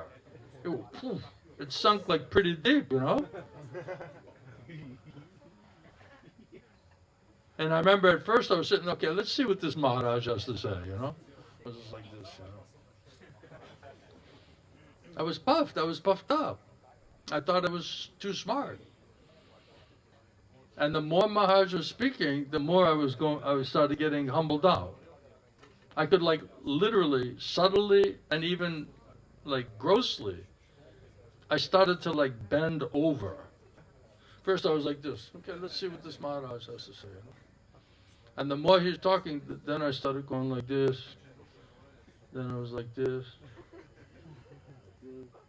And I remember thinking, honest to God, in my mind, I was doing Dandavat pranams. I said, how can this person, I just met him 30 minutes ago, and he just completely humbled me out, nicely, in a friendly kind of way. No one in my life could do that to me. Nobody. I would never even allow it. And imperceptibly, by his mercy, by his potency, he completely humbled me out. That's like an undeniable result. And if he's not empowered and potent and pure, how he can do that to me? In such a short period of time. Because he was throwing spears at me. You're deaf, dumb, and blind. You're just groping in the dark. Then he asked me a question, and I said, I'm deaf. He laughed. Because at first I'm like, I'm not deaf, dumb, and blind. I don't feel like I'm deaf, dumb, and blind. And the more Gurudev was talking and telling me things I never realized before, I was like, well, why didn't I realize all of those things before? Then I realized, oh, you deaf, dumb, and blind. So when he came back around and said, what's the answer? I said, I'm deaf. And Gurudev laughed. He said, yes. So this is mercy. We have to, it's like if you go to the hospital, some surgery, and you have so much pain, it's like you have to cooperate. Otherwise, the alternative is it's only going to get worse, right? So if you're just like, look, there's no way out of this, and I just got to go through this, then let me try as much as possible to like cooperate with the process. Do you ever, like, you go to the doctor and the doctor's like, relax, relax, like I can't really work on you because we're so tense, right? We're so fearful, we're so like, so much pain. And they're just like, try to relax. So sometimes it's like that. So spiritual master, he's doing like a surgery to try to somehow get rid of this unwanted stuff. But we have to cooperate. If we say no, right, then okay, stick with your disease and, you know, suffer. When it's intolerable, then we're like, okay, I'll cooperate. I'll do whatever is required. Then we'll participate, cooperate. You know, Gurudev used to say, you know, you go to the doctor, you have to sit up on the table, right? You got to actually cooperate. You can't run down the hall. And the guru's like, I got to operate on you. I got a knife, I got to operate on you. You're like, I'm out of here. Yeah. Hiding in the closet. Right?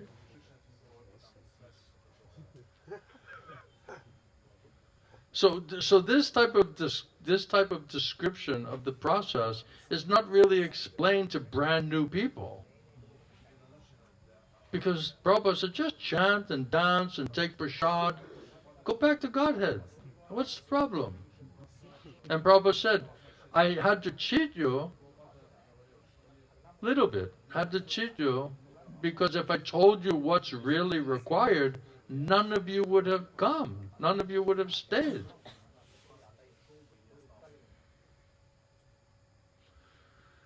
So now, if this is about how to get free from karma, jnana, and yoga, how to get rid of and get purified from gross and subtle desire, from mixed bhakti,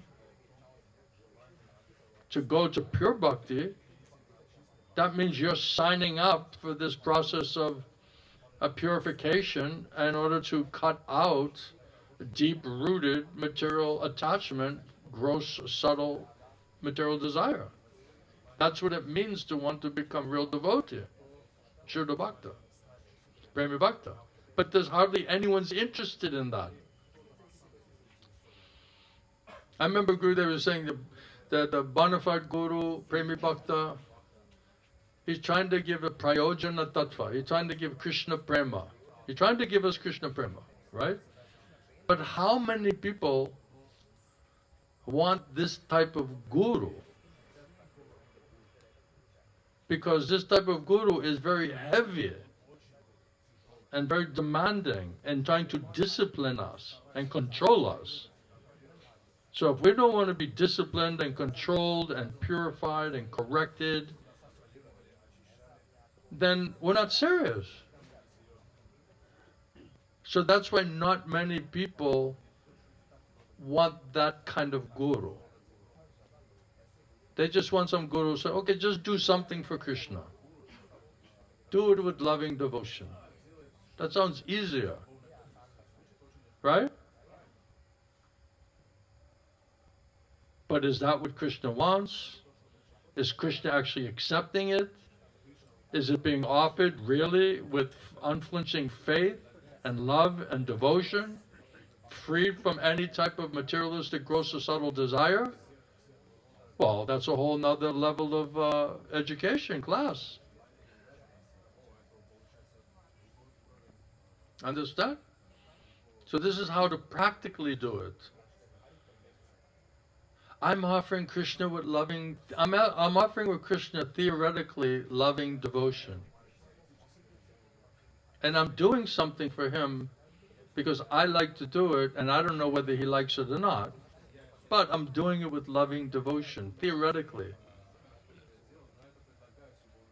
And then like Krishna's like supposed to like accept that?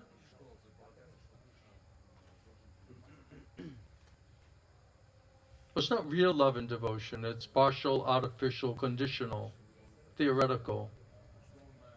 But theoretically, I'm offering with loving devotion. And Krishna said, if you offer with loving devotion, then he'll accept it.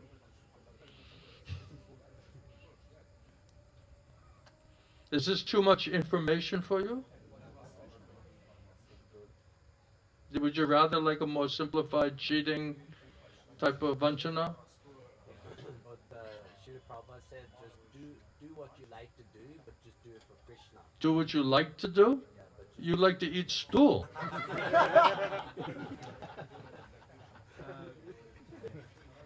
You can't eat stool and say, oh, Krishna, that's for you.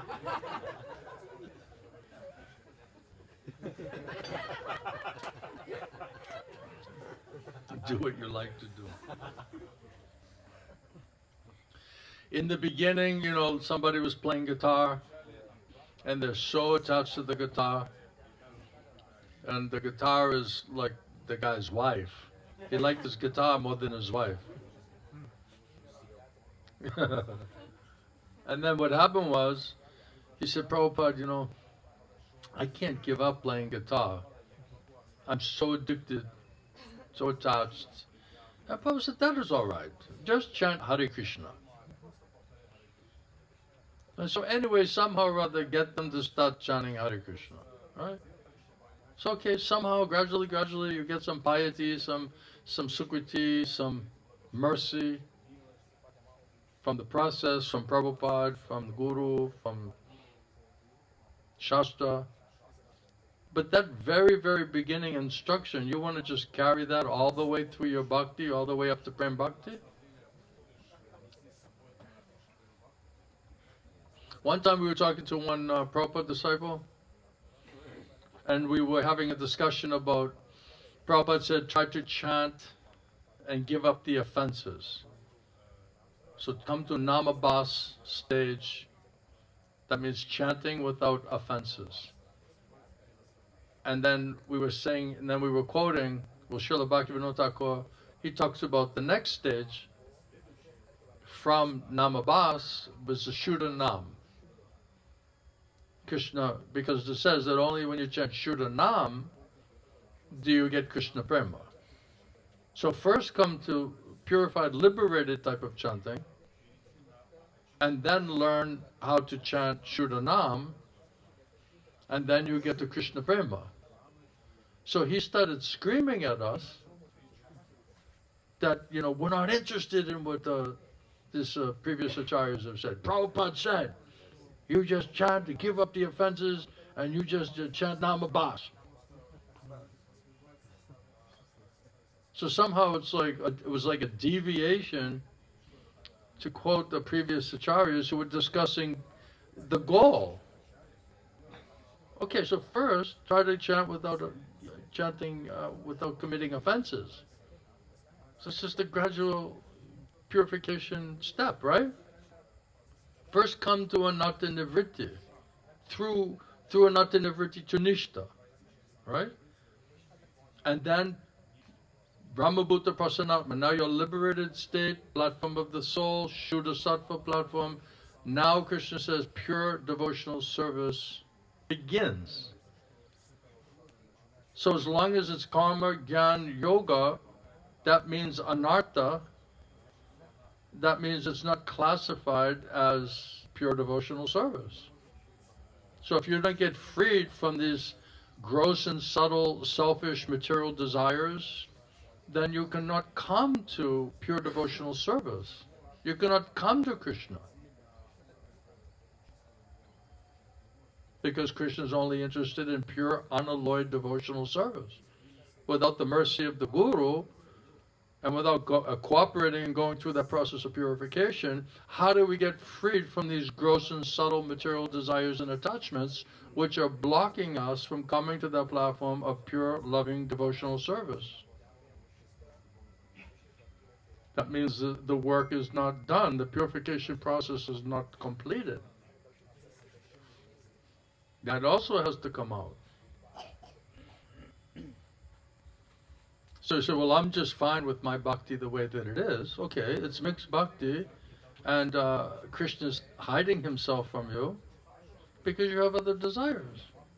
So if that your other desires is more important than pleasing Krishna and getting Krishna mercy, then that's up to you. But don't try to say your mixed bhakti is pure bhakti. Don't cheat like that. At least be honest, right? Any other thing, last thing? Yeah?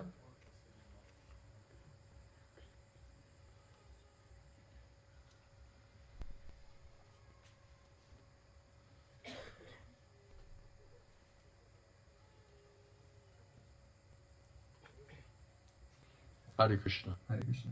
So Prabhu is asking, what is Srila Prabhupada's instructions on how many rounds you should chant on Ekadasi days? Minimum 16.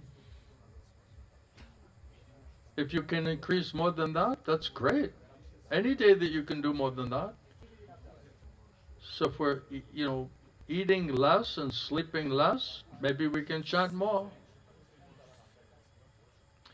But we also have to handle all the other responsibilities and service that we have. So if you can handle all of your services, general and specific instructions, and then you want to increase the general or specific instructions based on extra time and energy that you have, then go for that. Do as much as you can.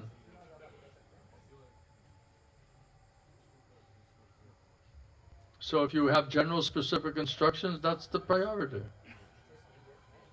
And then if you can add to that, either through more chanting, hearing and chanting, or more specific service, whatever other service that you're doing, as an addition to your usual service, then that's fantastic. Go for that. As much as you can do. Especially on a Ekadashi or holy day, you get some extra benefit, the mercy. We used to laugh like you do nirjal, right? And then, you're like completely, sleeping the whole day because you're doing nirjal. So you have no energy. But anyway, while you were sleeping, you didn't eat anything. You didn't drink any water while you were sleeping, right? And then the next day, you eat like 3 times what you normally eat, and then you have to sleep the whole day and extra night. It all becomes kind of childish, I remember one time we said, let's do Nirjal Ekadashi and we won't go to sleep. So we're going to stay up all night and chant, and we're going to just do Nirjal Ekadashi, right? And then the next day came, and we were exhausted, and then we ate way too much, and then we had to sleep like the whole day through the night to the next day. And then we were like, does that make any sense? Did I get some extra benefit before we overate and slept too much later? Does it balance out? Does Krishna put it on a scale? So, sometimes you have to go through all of this thing. I remember one time I did, in Grihastha Ashram, I did Nirjal. And then I fasting. The next morning I drove to the temple, and I was going to take some prasad to break the fast, you know. And then when I got to the deity room, the head pujari said, you know, I hope you have a great Ekadashi today. And I was like, what? And he's like, yeah, it's Ekadashi today, you know. And I had just done like Nirjala Ekadashi, you know. So I was like, oh my God, you know. So I said, okay. Then because I had this, I wanted this time to do Nirjala Ekadashi, right? So I did it again. So I did like 2 days of back-to-back Nirjala Ekadashi. Believe me, I'm not like a big, you know, Gyani, but somehow, you know, I was determined. And then second day of Nirjala Ekadashi. So I was like, okay, I got to get some orange juice or something, you know. I think I drove to the store and got some orange juice or something just to stay alive. But it was really funny because I was like, oh, I did Nirjala, you know, and maybe I was a little proud or something, I don't know. And then I get there and the devotee said, no, today is the Nirjala. So Krishna's like, oh, you're so proud of your Nirjala, do it again. Do it again. So then I thought I was going to die, you know. I was like sitting there from like 2 in the morning till, you know, whatever the time of the breaking of the fast was, you know, and I was like shaking.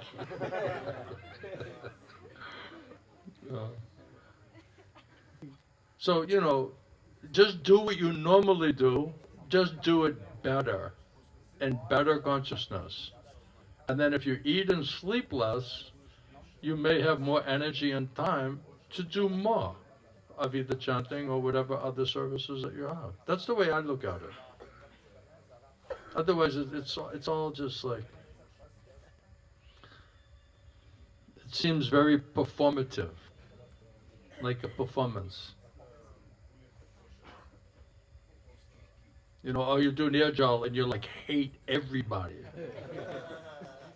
Right? You're angry, right? You're disturbed, right? Because mind and senses are like agitated, right? So you're like, don't talk to me, you know. So, or you're not dealing properly with other devotees, right? So okay, you fasted and you just offended like the first 4 devotees you met today, you know. With a bad attitude, you know. So it's like, do I get any credit for the fasting? No, you did Hatimatra offense, so, you know, you need to clean that up first, you know.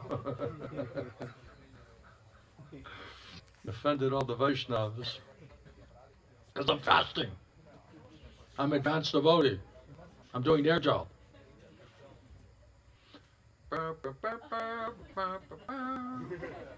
Did everybody know? I'm doing Nirjala today. I'm an advanced devotee.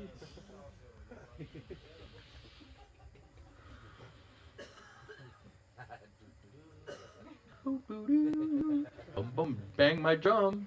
I get a drum. Did I tell you people I did some charity today?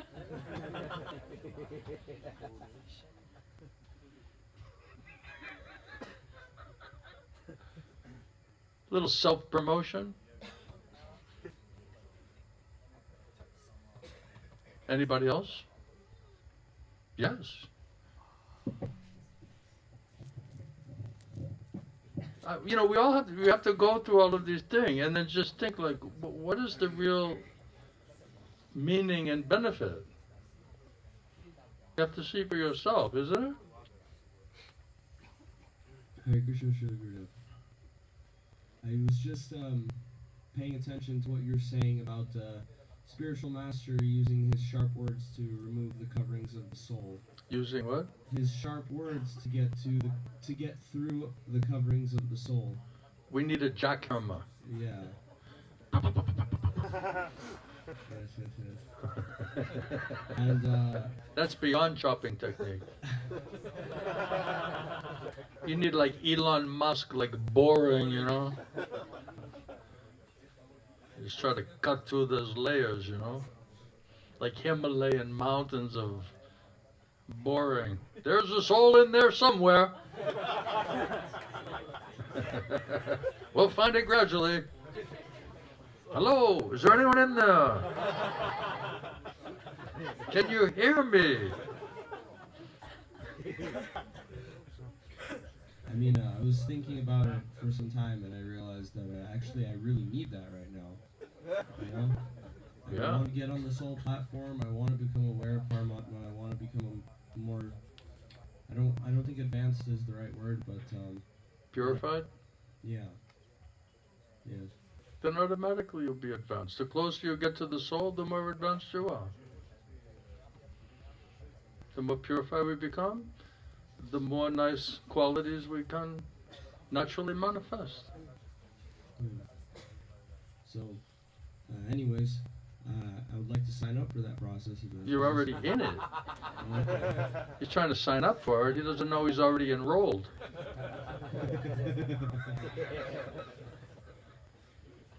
You're already in the second year.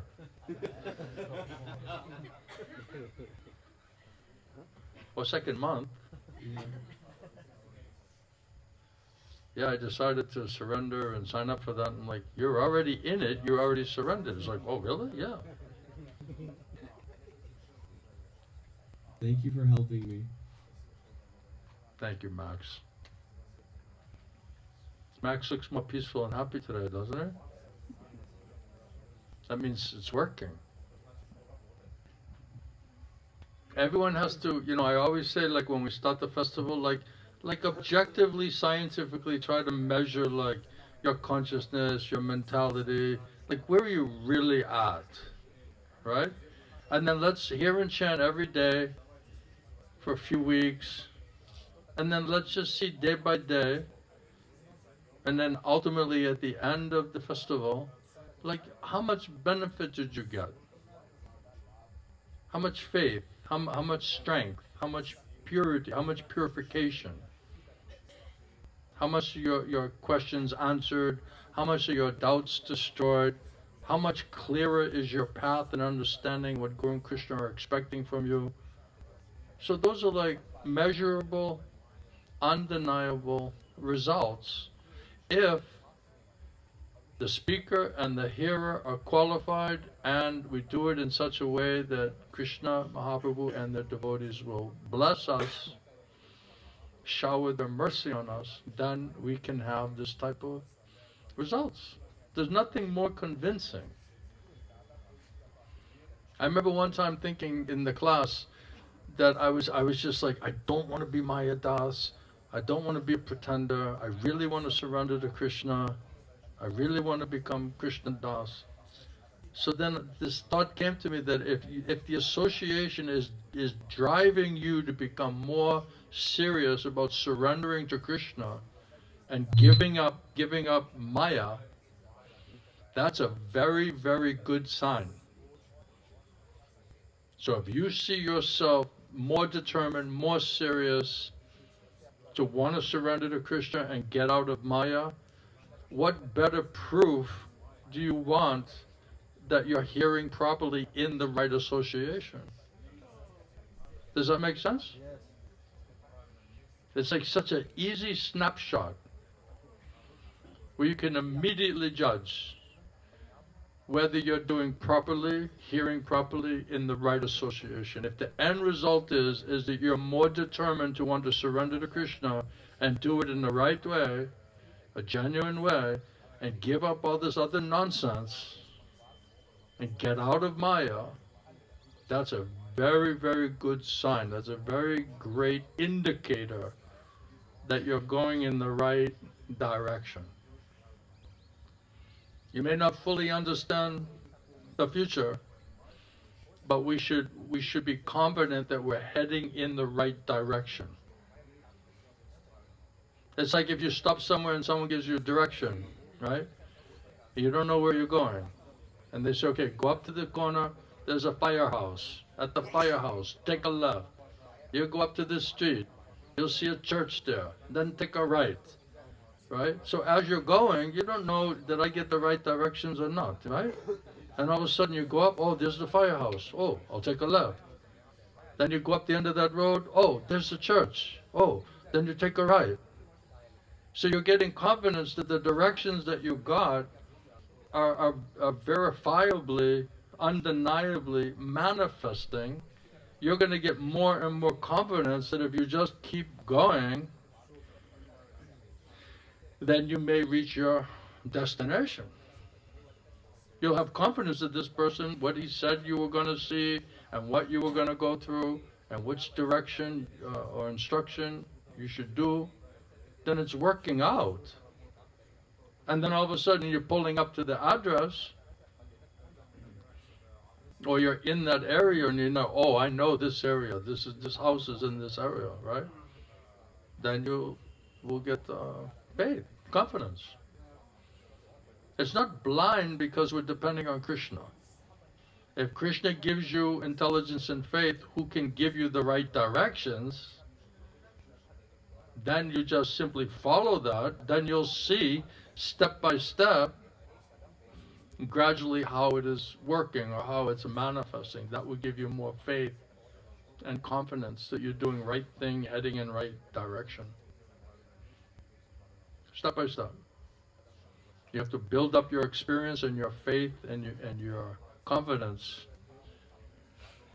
that depending on mercy of Guru and Kṛṣṇa, that this instruction anyhow is going to get you to the right destination. That I was talking about the destination. What is the ultimate destination? Without Guru's mercy, without Krishna's mercy, without the Shastra mercy, without previous acharyas' mercy and instructions, how we're going to get even understand the destination, or to speak of putting faith in following the instructions to get to that destination. Make sense? All right, everyone. Thank you very, very much. I appreciate it. Shri Shri Gaura ki, Srila Prabhupada ki, Srila Gaura Govinda Swami, Srila Gurudeva ki, Samaveda Bhakta Binda ki, Gaura Premanande, Hari Hari Bol. Hare Kṛṣṇa. Thank you. Jai Prabhupada, Gurudev.